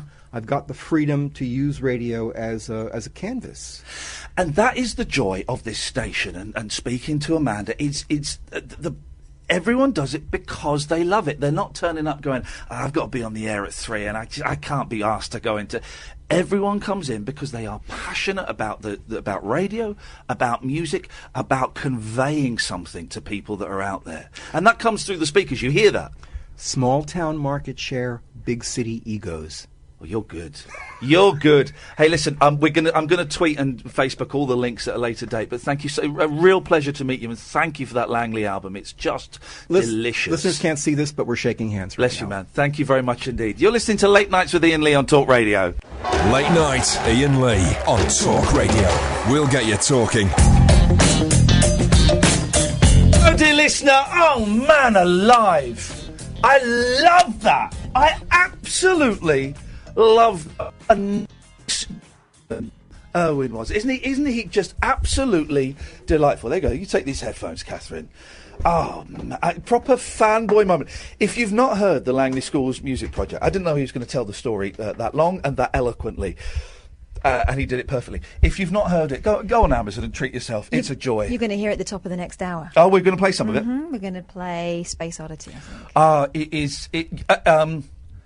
You won't have heard anything like it in your life, and it is a joy, and it is life-affirming, and it is wonderful. Do you want to bring the other screen up so we can see what's going on? 0344 499 1000 is the telephone number if you want to give us a call. We are live in Jersey City, just over the river from New York. Tonight we're off to see John Ronson and Maeve Higgins doing a show, and tomorrow we're off to see Imani Coppola at her apartment, and then we're doing the live show, and then we're off to see Stephen Page playing at the City Winery, and hopefully we're going to get a chance to have a chat with him. That'll be really cool. And then Friday, I think we're going to go and walk John Ronson's dog, and then we're doing the show, and then we might be going to see Imani Coppola's art exhibition. Oh man, it's so busy. It's so busy. But I'm loving absolutely every second of it. 0344 499 1000 is the telephone number if you want to give us a call. Everyone has been so welcoming. Everyone has had a different part of New York they wanted to show us, and everyone has inspired us in different ways, haven't they? Can I tell you the great thing about having New Yorkers as guests? I haven't got to do any work. Owen came in and told us I can just sit there. When you listen to Kenny Kramer, which you're going to hear after midnight, I think I'd probably say about 8 words in the whole 35-minute, 40-minute interview. And he was completely fascinating. He's hilarious. You're going to love him so much. It's a real joy. And, when we had Keith and the girl, and even the two young people that were working with them that turned were getting ready to do the show. Han and Andrea. Yeah, they said, one of them said, I said, well, what do you do? She said, oh, well, I'm a stand-up, and so is Han. I went, oh, come on the show. And I was kind of thinking they might be a little bit nervous, a little bit trepidatious. No, not at all. They just straight in there telling stories, sharing things. It's wonderful. There is a confidence that they have, which I've found really kind of like a great example, actually. For example, Kemna, when she was talking yesterday. Yeah. Brilliant. Right, I thought, right, I'll take a little bit of that. And then, like you said, the 2 younger girls that we spoke to yesterday, again, straight in there. And there's none of this kind of...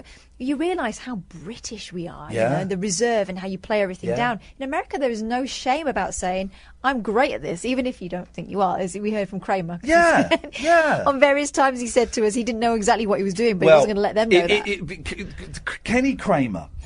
is what the character Kramer from Seinfeld was based on. He was friends with Larry David and he did stand-up. If you've ever seen Seinfeld and you're aware of the character of Kramer, Kenny's story... He's telling all these stories. So, I saw the show get big and I thought I'm going to do a tour. So I booked it. He's exactly the same as the guy in the show. He just goes blazing in head first and things kind of work out. And if they don't work out exactly how he thought they would, he modifies, doesn't he? He was just every now and then he would throw in a line. He was talking about someone. He said, and that person was gay. Not that there's anything wrong with it. And just, the Seinfeld fanboy in me went, yeah, nice one, dude. He talked about the soup Nazi and it was just... Joyce, you're going to hear him. What's his email address? His email address is tourmail@kennykramer.com. And by the way, the last hour of this show is going to be him. Yeah. But I'm not a massive Seinfeld nut. He is just a wonderful character, and what a story. So he's an old head. He's an old head. What that guy must have seen and got up to. But it was great. We're sat outside. You can hear the cars and the traffic and the noise. And the most persistent waiting staff you've ever heard of in your life. They really wanted us to eat. They wanted us to eat one of their giant breakfasts. But you're right, he was a great storyteller, and it was kind of wind him up. And I wasn't sure what we'd get. I thought he might be a little bit crabby, a little bit tricky. No, not at all. He was a delight. He came and sat down. I said, shall we start? He went, yeah, let's go. The press record. He was away. tourmail@kennykramer.com. Email him, tell him you've heard him on the show, or you're looking forward to hearing him on the show. It will make his day. And by the way, if you're even thinking about coming to New York and going on that tour, do it this year, because he's talking about retiring. Yeah, he's going to stop doing it. So do it, and when you book it, say you heard about it on this show, and it's great, Saturday afternoons. I think it's midday till 3 o'clock, and he'll take you. He does a little stand-up show where he shows you clips from the show and talks about his life. Then you go on a bus, and he takes you to the Soup Nazi. He tells you how to order without getting in trouble. He takes you to the. If you've ever seen an episode of Seinfeld, the cafe. He takes you to the cafe that you see in almost every single episode. It is fantastic, and he's just one of those people that he can bullshine for king and country. You will love him. I loved him. I thought it was great. And I'm not a Sein fan. I think that's what they call him, a Sein fan. I don't know. The thing about Seinfeld, right? Listen, if you want to phone us, you got 7 minutes, and then it's going to be the Kenny Kramer interview. So 0344 499 1000. The thing about Seinfeld and Larry Sanders, which I always associate together because they came out at the same time, the BB and they're like really intelligent, funny shows, really clever shows. Unlike the thing that put me off Seinfeld was the because I heard that, and there were these weird bits where he was doing stand-up. I never liked the stand-up. Didn't he start and end with stand-up? Yeah, and I saw that and I thought, this looks naff. Yeah. Once you get past the slap bass, it's genius. But the BBC would show them, and sometimes they are on Thursday night, 10:30 and 11. Sometimes they're on Tuesday night, 9 and 9:30. Sometimes they wouldn't be on for 2 weeks. It was all over the schedules. You could never find what are universally credited as two of the funniest shows to come out of America. But was there a narrative? I mean, did you have to see them in order, or they were self-contained, weren't they? No, Larry Sanders, there's a narrative, yeah. As I found out when I started watching season 2 on DVD, and he'd split up with his wife. It was like, well, how did that happen? And I watched those episodes, then put in the second disc of season 2 and realised I'd watched disc 2 first and not disc 1. So it was completely buggered, basically, is the thing. Be warned. But they did that at the BBC, and I could never understand. They had these 2 valuable jewels in their pocket, and they just kind of just put them out there as filler and completely wasted them. And so most people in Britain couldn't be bothered trying to find it, so they didn't see it. They missed out on something that was absolutely wonderful. But that's coming up soon, dear listener. If you'd like to. The thing, I was wanted to talk about this earlier on, and we never got round to it. We mentioned it briefly yesterday, but I am seriously. I can't lean on the table because my tennis elbow. If I do that, it will hurt. I am seriously considering going back to being a vegetarian. I've been thinking a lot that this trip to New York will be my last hurrah as a meat eater, a meater. The swan song is happening now, Can you eat swan? If you're the Queen. If you're... jeez. Does she really own all of the swans in England? I don't... How can she own the swans? And why can she eat them and not us? I'd love to eat a swan. Would you? I live near swans. They're very muscly. I wonder how tough. I live near swans. I would like to ram a kebab up its jacksie, through its long neck, and roast it, spit roast it. Okay, you've given that a lot of thought. I have. find that chilling, and I also think that's probably a lot of that is frowned upon. Well, it's illegal apparently, and I don't see. Why? I think they should have a second general election, and Theresa May should say, yes, we're going to bring back fox hunting, and do you know what? You're going to be allowed to eat swans if you vote for us, the Tories. That's probably next. That's next on the list. All the things that we thought, hey, wouldn't it be funny if, have happened. Do we have... In England, in Britain, is there I keep saying England, sorry guys, sorry Scotland, Wales, and, well, I'm not so sorry Northern Ireland. Do we have a government yet? Has she sorted that out? I don't quite understand. I'll be honest, I've not really been monitoring the British news. I've kind of... You've been too busy eating all the meats. It's been a lot of meat. I've looked at some bits and pieces of the news, but I've not really monitored it. One of the joys of being away is just being out of that loop so much, you know.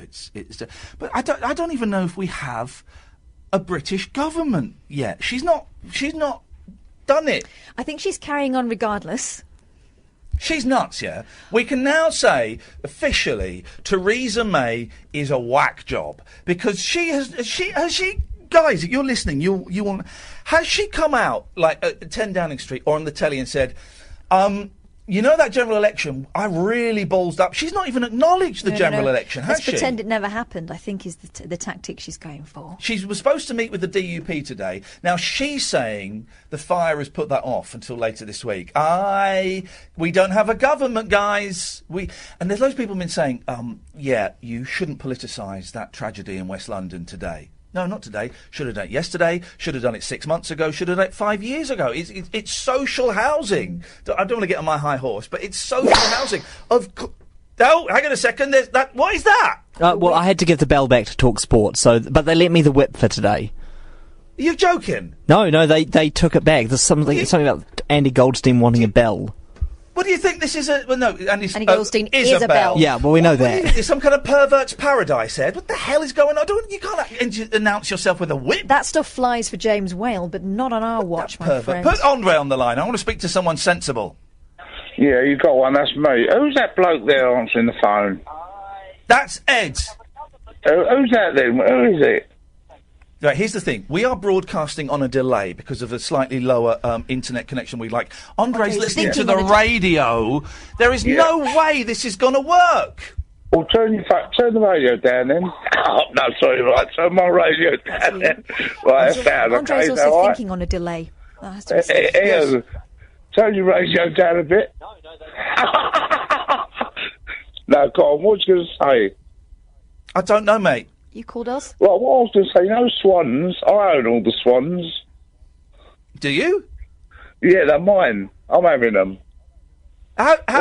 Did you win them in a bet or something? No, they're just mine. I own them all. And all the white doves. What I was going to say, you know that you were talking about foxes? Yeah. Right? I was going to go to a fox hunt the other night, right? And then the mate said, hover over the dump button, Ed. Hold on here. Right, and he said, well, it's some weird village up north somewhere, and then he said, what are you going to wear? I said, well, I'm going to... Where is it first? I think I'll wear the fox hat. The fox hat? Sorry, Ian. Okay. I didn't mean that. Okay. Right, so what was you going to say? I wasn't going to say the fox hat. The fox hat. Yeah, we get it. You keep saying fox hat and it sounds like swears. That's great, Andre. Don't feed foxes bread, will you? There we go. I mean, unbelievable. This is... You brought him. No, here's the thing, right? Since we've been away, dear listener, I have noticed that the calibre of caller has dropped significantly. I will let it pass this week, okay? 2 more left this week. I will let it pass this week. But when we come back, and when we're broadcasting from London on Monday, you better up your game. Guys, you better up your game. Woe betide we get any of that nonsense. Dear listener, if you want to follow us on our adventures, we've not been periscoping as much because we've not been in many places with Wi-Fi. But if you follow at Iain Lee... And at Flipping Kath. On Twitter, if you go to youtube.com/rabbit hole, we're posting videos up there. And, of course, just keep listening. We are back tomorrow at 10. But stay tuned because we have another hour. This is we're going to kick off with a Langley School's Music Project song, so you get an idea of what that sounds like. But you're also going to hear the chat that we had with Kenny. Tell you what, let's have some ads, and then I'll tell you exactly what's coming up. See you in a second. Talk Radio. Dear listener, there is more to come yet. Stay tuned as you get to hear an exclusive interview with Kenny Kramer, who Kramer is based on. You're listening to Late Nights with Iain Lee on Talk Radio. Late Night, Iain Lee on Talk Radio. We have ways of making you talk.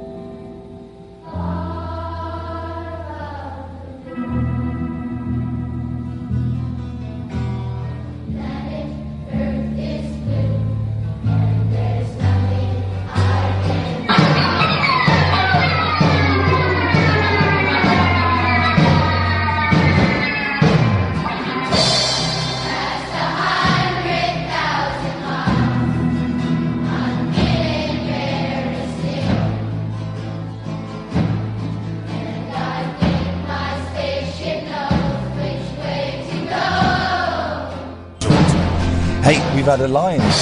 For us, it's we've not left the hotel till 9 o'clock this morning, just after. It's a really exciting day today. Really exciting. It's what day is it? Hang on. What day are we? Wednesday. Wednesday. Mm-hmm. Yeah, it's Wednesday. I'm so confused. Thank you for that, clearing that up. So we're off to meet Kenny Kramer for breakfast. I love these breakfast meetings. It's the best. Oh man, we should have more. We should have breakfast meetings at home. We're off to meet Kenny Kramer. He was friends with Larry David, and of course, if you've ever watched Seinfeld, the character of Kramer is based on this guy. Now, I've seen him about 10 years ago. I went on a tour. He does New York tours, and kind of Seinfeld tours. And so I saw him with my brother-in-law and my nephew Dylan when Dylan was a baby. So that's really exciting. And then I've had a couple of suggestions from people on Twitter of where else we can go today. And then later on, we're off to see Amanda Nazario, who's a friend of mine that I've never met, the brilliant, fab, cool, hip WFMU radio station. And then after that, we're right on the other side of town to see John Ronson and Maeve Higgins doing a show. It is going to be a long, hectic and wonderful day. We're here, we're at the Westway Diner on 9th Avenue between 43rd and 44th. This is apparently, I think I've got this right, is where Larry Sanders, listen to me, Larry David met Jerry Seinfeld. We're waiting for Kenny Kramer. You've never watched Seinfeld, Kath? Yes, I have. You told me you didn't watch it. I didn't watch it loads, but I've seen some, yeah. All right, which character is Kramer? The tall, gangly one with the Hawaiian shirt. That's only because I told you that, for crying out loud. We're sat outside because it's not a heat wave today. It was a heat wave, and now it's not a heat wave, and it's just nice weather. It's a lot cooler, which is fantastic. We're early, which is unusual for me, and we're keeping our eyes peeled for an old head. In the meantime, let's get some coffee. Well, looky here. I can see Mr. Kenny Kramer. Kenny! Hey, man! Oh, I'm thrilled. How you doing, fella? Imagine how I feel. Hi, nice to meet you. This is Catherine. Yes. Kenny, come and sit down, man. Thank you so much for meeting us. Sure, my pleasure. Do you want some breakfast? No, I'm going to have a doctor's appointment. I need a fasting sample for my blood work. Uh-oh. Man. Are you cool if we start recording now? Let's go. Fire away. Let's go. I have been on your New York tour. Really? Yeah, about 10 years ago. Oh, my goodness. We were all a lot younger. I was the same. I'm still the same. About 10 years ago, me and my brother-in-law, and we brought my nephew who was a baby, and it was kind of a big thing. We've got a baby, and you were very kind, and you said the baby's cool. If he makes any noise, the baby's not cool. It's a very small theater. It's quite distracting to have an infant wailing. He behaved. But, well, thank goodness. And you behaved. He was great. It was a great tour. We'll get to the tour in a minute and where people can go, because I've been on it, and if you're listening, I thoroughly recommend it. It's just a joy if you're a fan of Seinfeld. Thank you. But for those who don't know, and believe it or not, there are some people that have never seen Seinfeld. I can't imagine that. Honestly, really? Those losers. It's hard to believe that no one's ever... I heard there are 3 people in all of North America that have never seen Seinfeld, but that's as many as there are, I think. The character of Cosmo Kramer is based on you, sir, Kenny Kramer. That's true. What a fluke that was, huh? How come? You were friends with Larry David, yeah? I was doing stand-up in the 70s and 80s, and Larry and I became friends. Well, actually, we became friends when we moved into the same building at about the same time. Yeah. And then he went on to L.A. to do a TV show for a couple of years, wanted to move back to New York. And I finagled and conned this guy across the hall that would allow Larry to be his roommate. And then he ended up getting a job, and he was a young actor, about 25 years old, but he looked like he was 14, a little guy. Got the job as a token white teenager on Japanese Sesame Street. Japanese Sesame Street. Wow. Moves to Tokyo, loves Asian women, hadn't been seen since, and that left Larry right across the hall, just like it looks on Seinfeld. Last 2 apartments at the end of the corridor, and Larry lived there about 5.5 years, and so many of the things that happened in our lives during that period of time ended up as episodes and adventures on Seinfeld, and of course that's what my tour is all about, telling. And there's a stage version of the tour now. I did not know that, sir. There is. It's called Kramer on Seinfeld. There's a website, krameronseinfeld.com, and I travel to theaters, colleges, corporate events, things like that, and it's basically the same stories behind the stories and video clips and stuff like that. It's a lot of fun. If people, we've got listeners in the UK that come to New York a lot. If people want to find out about the tour, where do they go? I'm very easy to find it. I'm KennyKramer.com. KennyKramer. And the tour is a joy, because I'm a huge... For me, the 2 great American comedy shows are Larry Sanders and Seinfeld. I mean, what a period for comedy. It's funny you should mention that, because I just started re-binge watching Larry Sanders' show. Me too. I just bought the box set. I've just finished season 1 and I'm starting season 2. Netflix has every episode on there, so yeah, that's unquestionably one of the finest shows ever. The writing on that is amazing. Gary Shandling and Jerry Seinfeld, just 2 wonderful, wonderful comedians. Hi, sir, how are you? Any coffee, tea? No, I'm good, thank you. Can I get another coffee, please? Are you ready, guys? Thank you. Yeah, we're going to be 2 minutes, and thank you. They're hassling us to order breakfast, which we're going to get in a minute because we're starving. Yeah, okay, go for it. We will. The tour is great. It starts off it is a tiny theatre, isn't it? That you kind of start off and you do a little tour. 64 seats. And I do an hour of stand-up telling all the stories behind the stories, and I show a few clips of Larry talking about me, and then we board this luxury coach. And when you were on the tour, did we stop for soup? We stopped for soup. Yeah, we stopped for soup. Okay, yes, we go because he closed for about 5 years. Oh, really? Yeah. This is the soup Nazi. That's what they call him. Yes, he became a franchise called Original Soup Man Soup, and there might even be one at Heathrow, for all I know. Yeah, but we stop for soup and we take pictures, and that's a great time. What can I say? It is a great time, and for me, one of the highlights was when we turn a corner and suddenly we're outside the diner that is in every single episode of Seinfeld. Just about, yeah. It's stunning. Yeah. What's so special about this place? You brought us to the Westway Diner on 9th. What's so special about this? This is special because in the first booth on the right, behind the register, that's where Larry and Jerry sat when they plotted out their first conversation about a television show. Wow. Yeah, happened right here. It's a Seinfeld landmark. I used to have a official Seinfeld landmark sign, but they redid the place and the sign didn't make it. Losers. They don't know what they're missing. Oh, they know. They know, because I think actually Larry and Jerry came up here for a TV interview. Oh, wow. And sat in that booth at some point. So.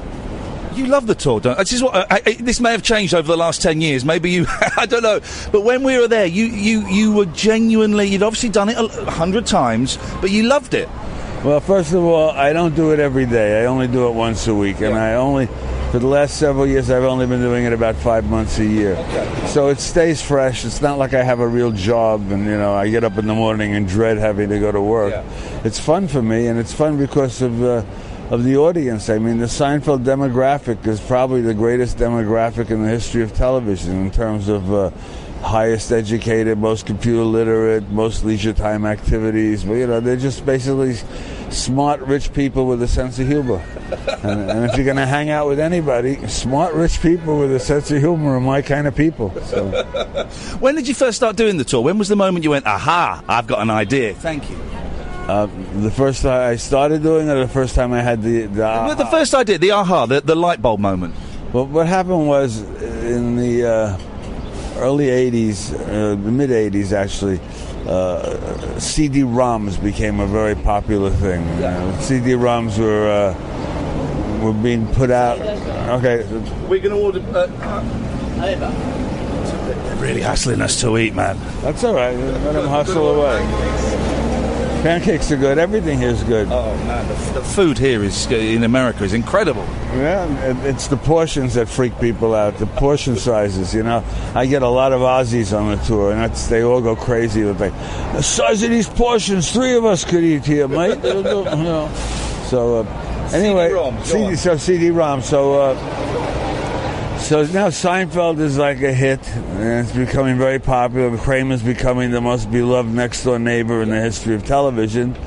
And I'm enough of an entrepreneur to realize that, here's an opportunity to really cash in on this. I mean, Kramer's based on me. So, the character Kramer knows all the ins and outs of the city and where to, see movies for free and have dinner for nothing and all that stuff. And I figured what I'm going to do is a CD-ROM called Kramer's New York, in which I'll take people behind the scenes of how to, what are the great restaurants that have a free happy hour with hors d'oeuvres and, just all of these great places you can go and see movies and do things. And so I wrote a proposal, and at this time the big publishing companies were all beginning to have electronic publishing divisions. Yeah.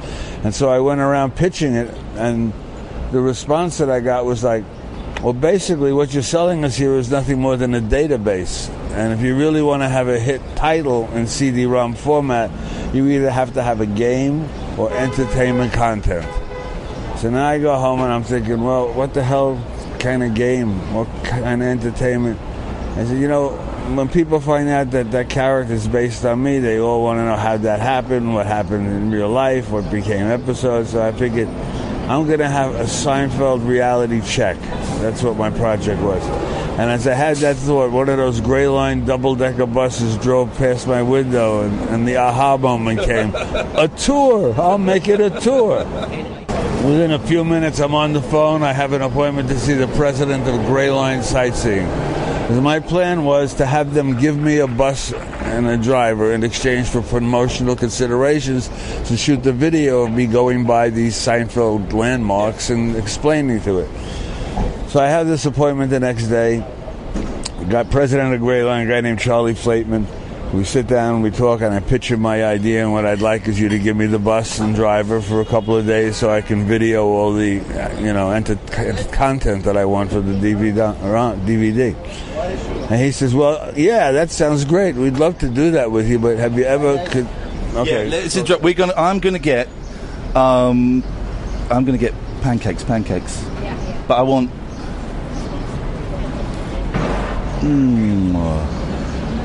I'm going to get the red, white and blue, please. Thank you, man. Same, please. Thank you very much. You don't want anything, can you? I can't eat. I'm fasting.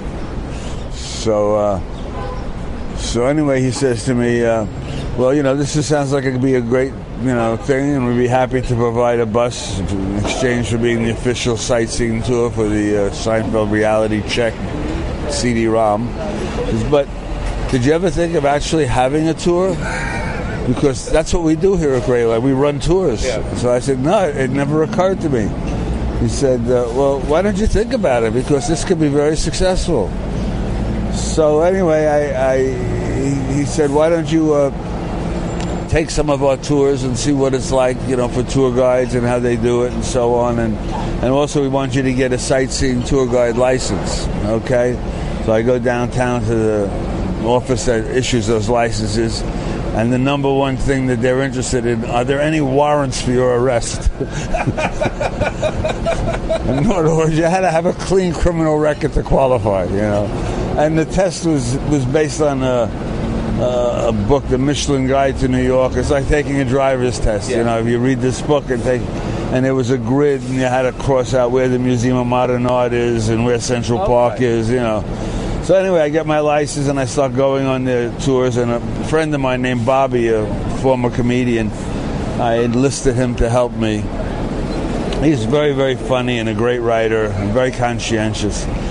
And so we worked out a route, that made sense, for the logistics.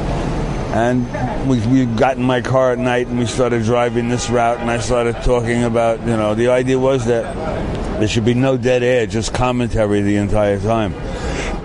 Excuse me. So after we have the route worked out and got my pitch, my spiel sort of set up, I called Charlie. I said, we're ready to do some trial runs. So the deal was we were going to be partners 50-50, and they were going to sell the tickets. So the first trial run, and I told them I'm going to use video clips, so I need a bus that has a working DVD, Well, the first bus they send is like an hour late, and there's no DVD, and the driver is pissed off that he has to do this because it's not like he has a bus full of people where they'll tip him. It was just me, So he, anyway, the next time I ask for a bus again, it comes without a DVD player, and and then the 800 number that they were supposed to sell tickets, just out of curiosity, I called it. It never answered. Oh, man. So I'm thinking, how the hell am I going to sell tickets if they're not answering the phones? So anyway, I decided. And then I decided the show should open with a movie, with a little explaining a little about me, and because nobody knew who Larry David was at that point. Of course, behind the scenes. He was a completely unknown entity, And the Gray Line headquarters had a little theater in there, about a 70-seat theater with a big movie screen, and that would be perfect, So I told them I'd like to start with this 5-minute movie. And I wanted them to pay for it. They're my partners, right? Yeah. They're putting up the money, I'm putting up the talent. They said, no, I don't think we could really pay for it. So and with all the stuff that was going on, I decided we just part company, and they wished me luck, and they were actually thought I would be a pain in the ass anyway. So, are you a pain in the ass? Well, I can be. Good. When I'm dealing with stuff that's stupid and stupid people, I tend to become short-tempered. Anyway, I fire Gray Line. We're not going to be partners. I rent a theater right across the street from my house. In fact, my windows face the theater. When I moved into my apartment, I always said, someday I'm going to have a show in that theater, and then I can sit here with binoculars and watch the audience come in, So my friend is running that theater right across the street, so I booked the theater, and I called a New Jersey van company that has like these 32-seat vans, and I hired them, and then I had like about 3 weeks left to sell tickets. Now, how the hell am I going to sell tickets, So, a little backstory. About a year before, I was in Florida, and I got a phone call message on my machine that this writer from New York Times wanted to talk to me. He's doing a story about Seinfeld. And the guy's name was John Tierney. And at this time, Seinfeld was embroiled in a little bit of a scandal because he was 39 years old and dating this girl who hadn't graduated high school yet. Shoshana was her name. Yeah. And that was so whenever reporters would call, they want to know something about Shoshana, and I know nothing about this, and I didn't feel any reason to return this call, But I took his phone number and put it in my pocket. I wrote it down, put it in my pocket. And then I come back to New York, and I go through, empty my pockets. I see his phone number, and I put it up on my bulletin board. For some reason, I just put John Tierney, New York Times, and the phone number. And I just put it on my bulletin board and forgot about it. Now it's a year later, and I need to sell tickets. So I look at my bulletin board, John Tierney, New York Times. Why not? So I call up, answering machine goes off. Hi, this is John Tierney from the New York Times. Please leave a message at the tone. Beep. Hi, this is Kenny Kramer, Larry David, Jerry Seinfeld's friend. I'm returning your phone call. So he cracked up, and he was like monitoring, screening calls. He cracks up laughing and picks up the phone. He says, well, it took you long enough. Fantastic. So after we kibitzed around a little bit, I said, well, the reason I'm calling is I have this show that I've created called Kramer's Reality Tour, which is now in rehearsal, and it's going to be me telling all the stories behind the stories of Seinfeld. Is this something you might want to write about? He says, well, I generally write for the magazine section. I don't really write anymore for the newspaper, but let me call the Metro section editor and see if they want the story. Calls me back in 5 minutes. They want the story. Beautiful. Okay? So John Tierney meets us at the theater. My partner Bobby at the time. And yes, the show is coming along. We're in rehearsal, which was total bullshit. Can I say that? You can say that. Yeah. It was total bullshit. We didn't rehearse then, nothing. And Bobby's directing, and we're rehearsing, and blah, blah, blah. And then we walked him around, and we showed him a couple of the Seinfeld sites. Like there used to be a fruit stand over there where Kramer was barred from for returning peaches. In real life, Larry was barred for squeezing. And the Actors Studio around the corner over there, where Kramer and his little friend were taking acting classes. And so there are about 5 locations. Then, of course, we end up in the first booth on the right here at the diner. And so give them this whole story. And then there's a dispute that I had this 800 number, 1-800-KRAMERS, KRAMERS. And he wanted to put it in the article. And Bobby was saying, I'm saying, no, it shouldn't be in the article, And if you go to my website, you could read the story. Just Google Kramer, John Tierney, New York Times. You can read the article. To make a long story short, the phone number appears in the article. Okay, so now we leave John Tierney. He says this will probably be in the paper around Thursday. This was on a Saturday. I said, cool. Thursday morning, about 5 a.m., 4 or 5 a.m., my phone rings. Hi, is this Kenny Kramer? I said, yes. Because the 800 number was call forwarded to my home phone. Yeah, we went straight to you. And I thought, that I'd may get some company and transfer the calls to a service or something, but I never got around to it. So when the phone rings, this guy says, is this Kenny Kramer? Real tentative. I said, yeah. I said, what is this about? He says, well, I work at the New York Daily News. I'm just coming home from work now.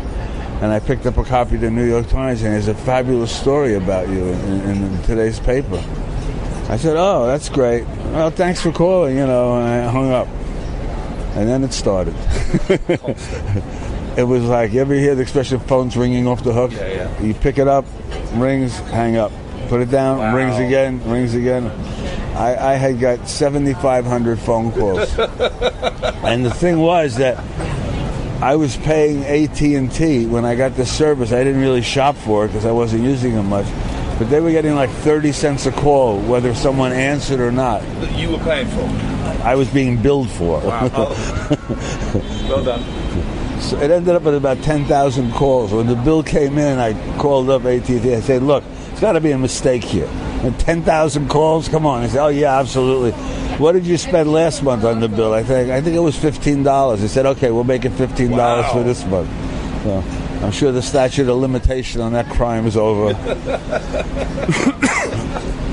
So anyway, the story comes out. It's a great story about me and the tour, and my picture is above the fold, which I found out later is a big deal. I have a picture above the fold in the New York Times. Ooh, that's good, And of course, print media drives broadcast media. So all the assignment editors are getting up at 6 in the morning, seeing what news they're going to do for the day, see me.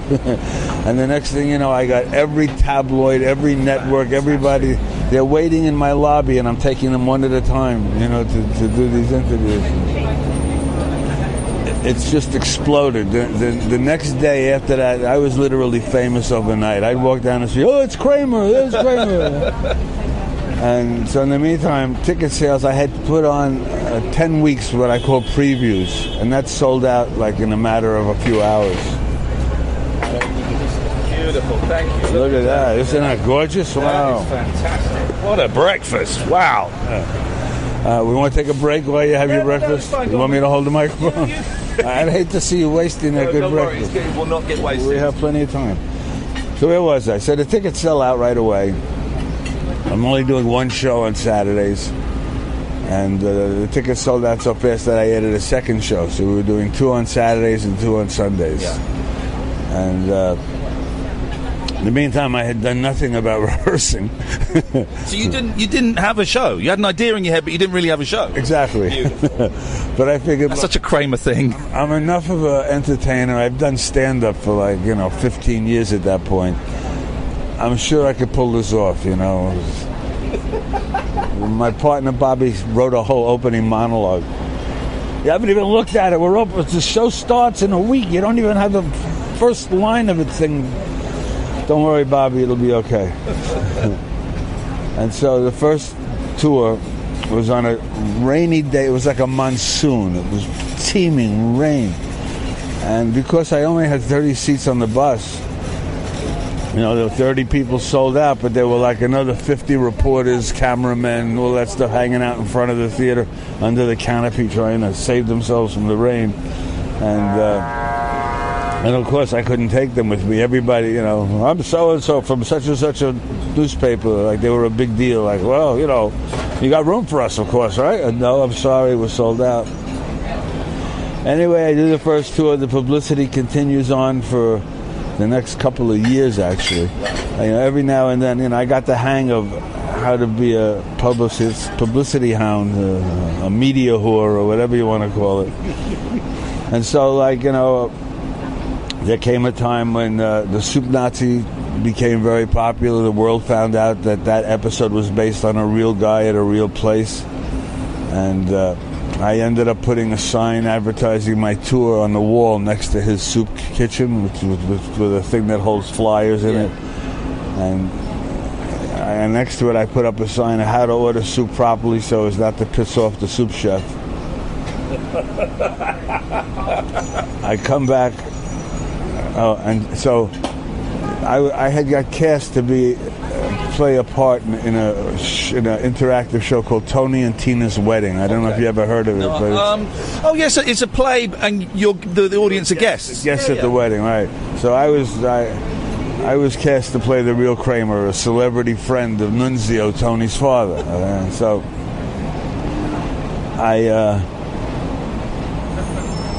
I was unveiling my signs. I put out a media alert that my first advertising venture with the signs next to the soup kitchen will be unveiled at whatever time was necessary to make the 12 o'clock news. I get there, and there's red paint covering the sign with the instructions how to order soup. And there's drops of red paint leading from my sign right into his store. It was hilarious.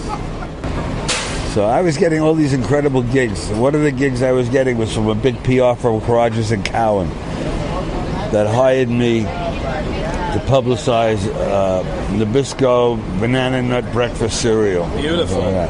But in getting this gig, I got friendly with the guy who's the head of the PR agency. So when I get up there and see the paint covering my sign and the drops of paint leading into his door, I called up this buddy of mine in PR. I said, listen, how should I deal with this? He says, don't say a word. Take the high road. I'll be there in 20 minutes. So he comes with a handout that says, Nabisco is going to protect my right of free speech. It became a free speech issue.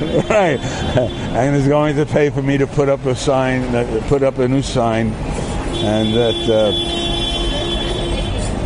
guaranteed Nabisco has more money to put up signs than this guy has to buy paint. And so he gave away this handout, and the next day on the AP Wire, I became friends with an AP writer. Associated Press is awesome, And because Seinfeld is an international hit, when they put it on the Wire, it goes on the domestic wire and on the, So the headline in thousands of newspapers throughout the world is Kramer at war with the soup Nazi. That's delicious. And that invited a whole new bunch of morning radio phoners and all that stuff. And so that, in the meantime, the tour is doing really well. And so that goes on. And then I did other things like I ran for mayor of New York, supposedly. I was going to run in the Democratic primary, but I had also gotten booked to go to Australia and do the stage version of the tour, which I didn't have, but I knew what I did in the theater, throw them in a little more video, and I got it. And that came about funny because the LA Times was going to do a story about me. I was very excited that the LA Times was doing a featured story. The story publishes on the Saturday of Christmas week, or Christmas weekend. Like the readership that day had to be like 3 people or something. But how things work out, that's a lot of ambient noise, isn't it? This is just going to pick you up, don't worry. This is a cool little microphone. So, as it turns out, a guy who owns a big publicity company named Dreamcoat is flying from Sydney to New York to LA gets off the plane and buys a copy of that Saturday's LA Times with my stories in it. Sends me an email, says, I have a publicity company in Australia. I'm in 4 cities. We do a huge job. We would love to have your account. So I wrote him back and I said, well, I'd love to give you my account. Get me a gig and then you could be the publicist for it. So he says, what would you do? I said, I would turn the tour into a stage show. And he says, have you ever done that? I said, no, but I know I can. So on my word that I could pull this thing off, he went out and rented 2 theaters and put up a lot of money in advertising and flew me and Bobby to Australia to do the tour, or do the stage show, which at the time was called The World of Seinfeld According to Kramer.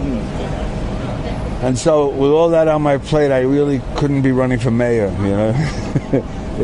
It takes like 3,500 signatures on a ballot to get onto the mayoral primary. I was running as a Democrat. So I abandoned my run for mayor.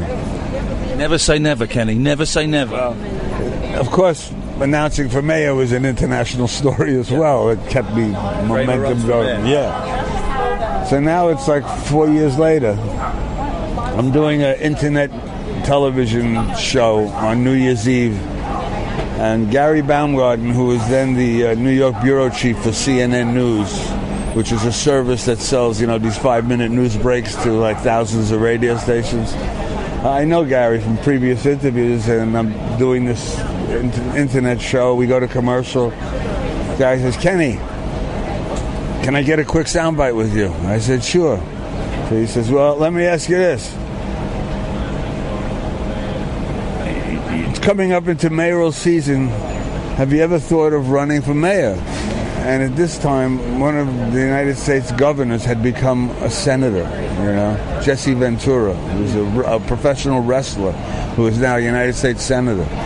So he asked me, would you think of running for mayor? I said, well... Beautiful, beautiful. I said, if a professional wrestler can become a United States senator, why can't I become a mayor? Yeah. And he says, thank you, Kenny. And then it goes on, to thousands of radio stations throughout the world. And as it turns out, the head of the New York Libertarian political party happens to be listening to the radio and hears that, Kramer might be interested in running for mayor. So he calls me up, says, we'd be interested in running for mayor as a libertarian. So I said, well, I don't know much about the Libertarian Party. He says, well, if you go to our website, and I'm reading through the Libertarian Party's manifesto, and, they're in tune with everything I believe. Freedom, freedom, freedom, and the only thing I disagree with them is their Second Amendment position, the right to bear arms. They think the world would be a better place if everyone has a gun. Wow. Okay.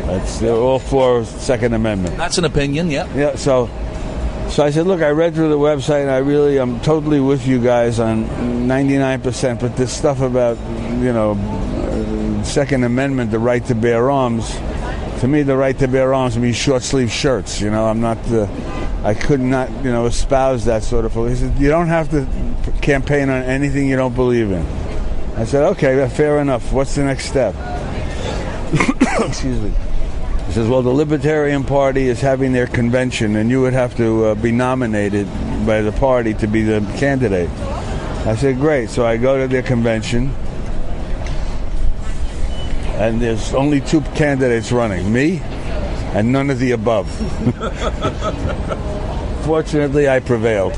Well done. So a guy who became a good buddy of mine is a writer for the AP. His name is Larry McShane, and Larry wrote the article, Kramer for Mayor. And my slogan was, this time I'm not kidding.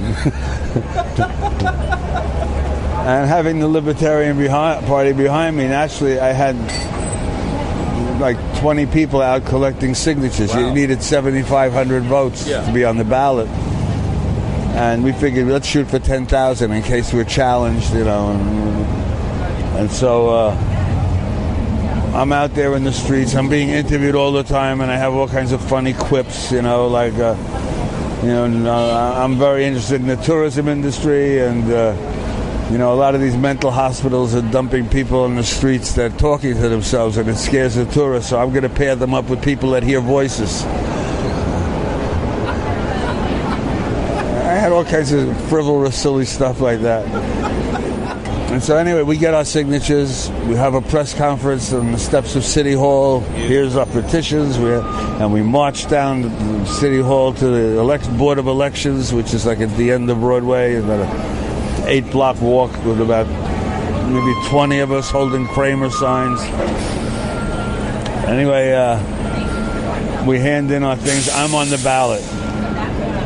Now, 2 weeks later, or no, maybe 3 weeks later, there was going to be a primary election, Democrats to see which of their candidates would run for mayor, and the Republicans, which of their candidates would stand for mayor. So we were waiting to find out who I would be running against. And so one of the things that we did was we bought, I think we paid like 50 cents a name from the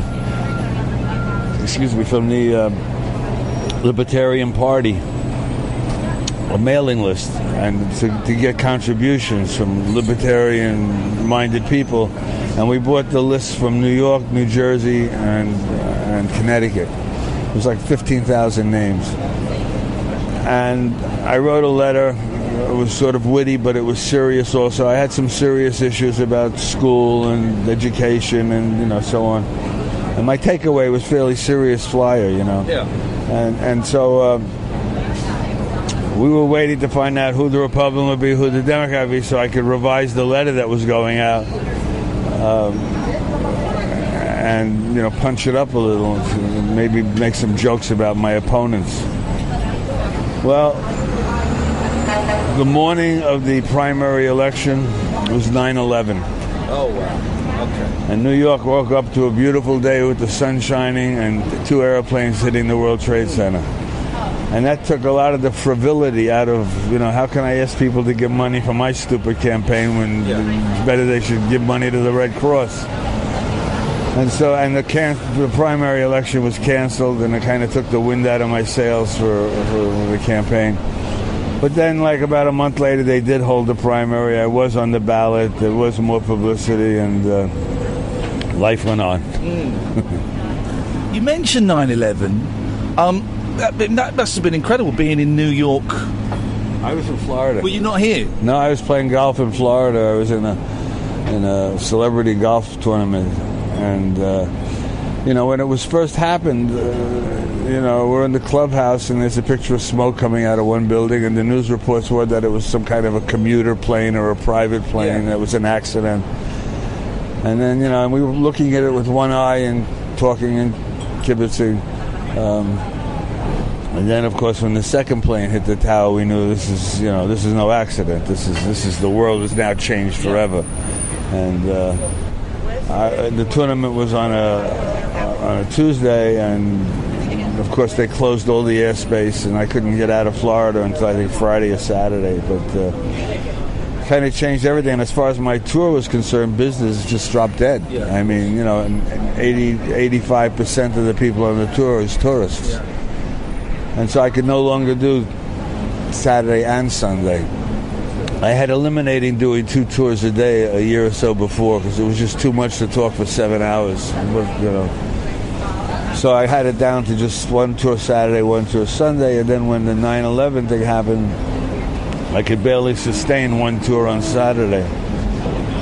But then as business picked up and people started coming and it was getting back, people were coming to New York to support New York, At that point, I had the business to do Saturday and Sunday, but I had gotten so lazy at that point. I figured, when Saturday's over, I'm done for the week. Thank you. Let's go play golf. So I cut it down to just Saturdays, and to this day, it's still 1 day a week Saturdays. The tour is a joy. We're going to give out the websites and everything again. We'll finish in a second, but I just wonder what do you do the rest of the week and the rest of the year when you're not doing the tour? What does Kenny Kramer do? Well, I have a partner. We've been together. My domestic partner and I have been together for 15 years. And I love telling people I have a domestic partner because they start thinking, Kramer's gay. Not that there's anything wrong with it, but no, she happens to be a very talented Brazilian vocalist, keyboard player. Wow. And she works exclusively for a cruise line called Crystal Cruises, which is a top, 6-star high-end cruise line. And her status is as a guest entertainer which puts her in passenger status, and she can bring someone with her. So for the past 15 years, well, for the last 13 years, I've been traveling all over the world in luxury. I mean, I've been to 70 countries. Any city that has a port is worth seeing, I've been to, you know. Oh, fantastic. And so I was spending about 4 months a year on Crystal, you know, touring the world. Summer's usually in New York. That's the busy season for the tour. And playing golf, you know, and hanging out. And just, you're having a great life. I'm very fortunate, you know. If my health holds out, that's aluminum, it won't work.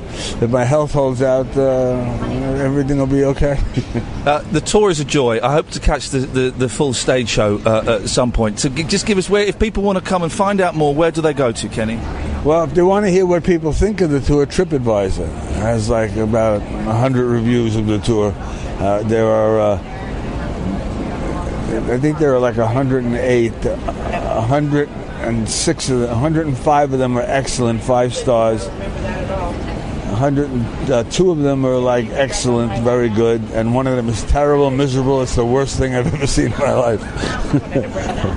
Who wrote that? You know that person's name and everything. Yeah, I know who wrote it. This guy who worked on my campaign when I ran for mayor. I had to fire him because he wasn't getting signatures on the ballot of New York registered voters. He was getting babes. And I'd look at the ballots he was handing in, and there were addresses. They were all women, and there were like places like Sweden, UK, you know, Argentina. And I said, you can't do that, you know. He was a volunteer, so I said, you either have to get New York Democratic voters or you can't be on the campaign. So he ended up suing me. In small claims court, claiming he never got paid. Right. You know, campaign volunteer would have the concept, but it's a long story. It ended up Judge Judy heard the case on her TV show. We love Judge Judy. Oh, do you? Oh, man. Well, maybe you could get to the archive, because Kramer... I'm going to dig that out. I was a defendant in Judge Judy's courtroom. Who won? Of course I did. Yeah, of course. Yeah. Oh, wonderful. So, anyway, where were we?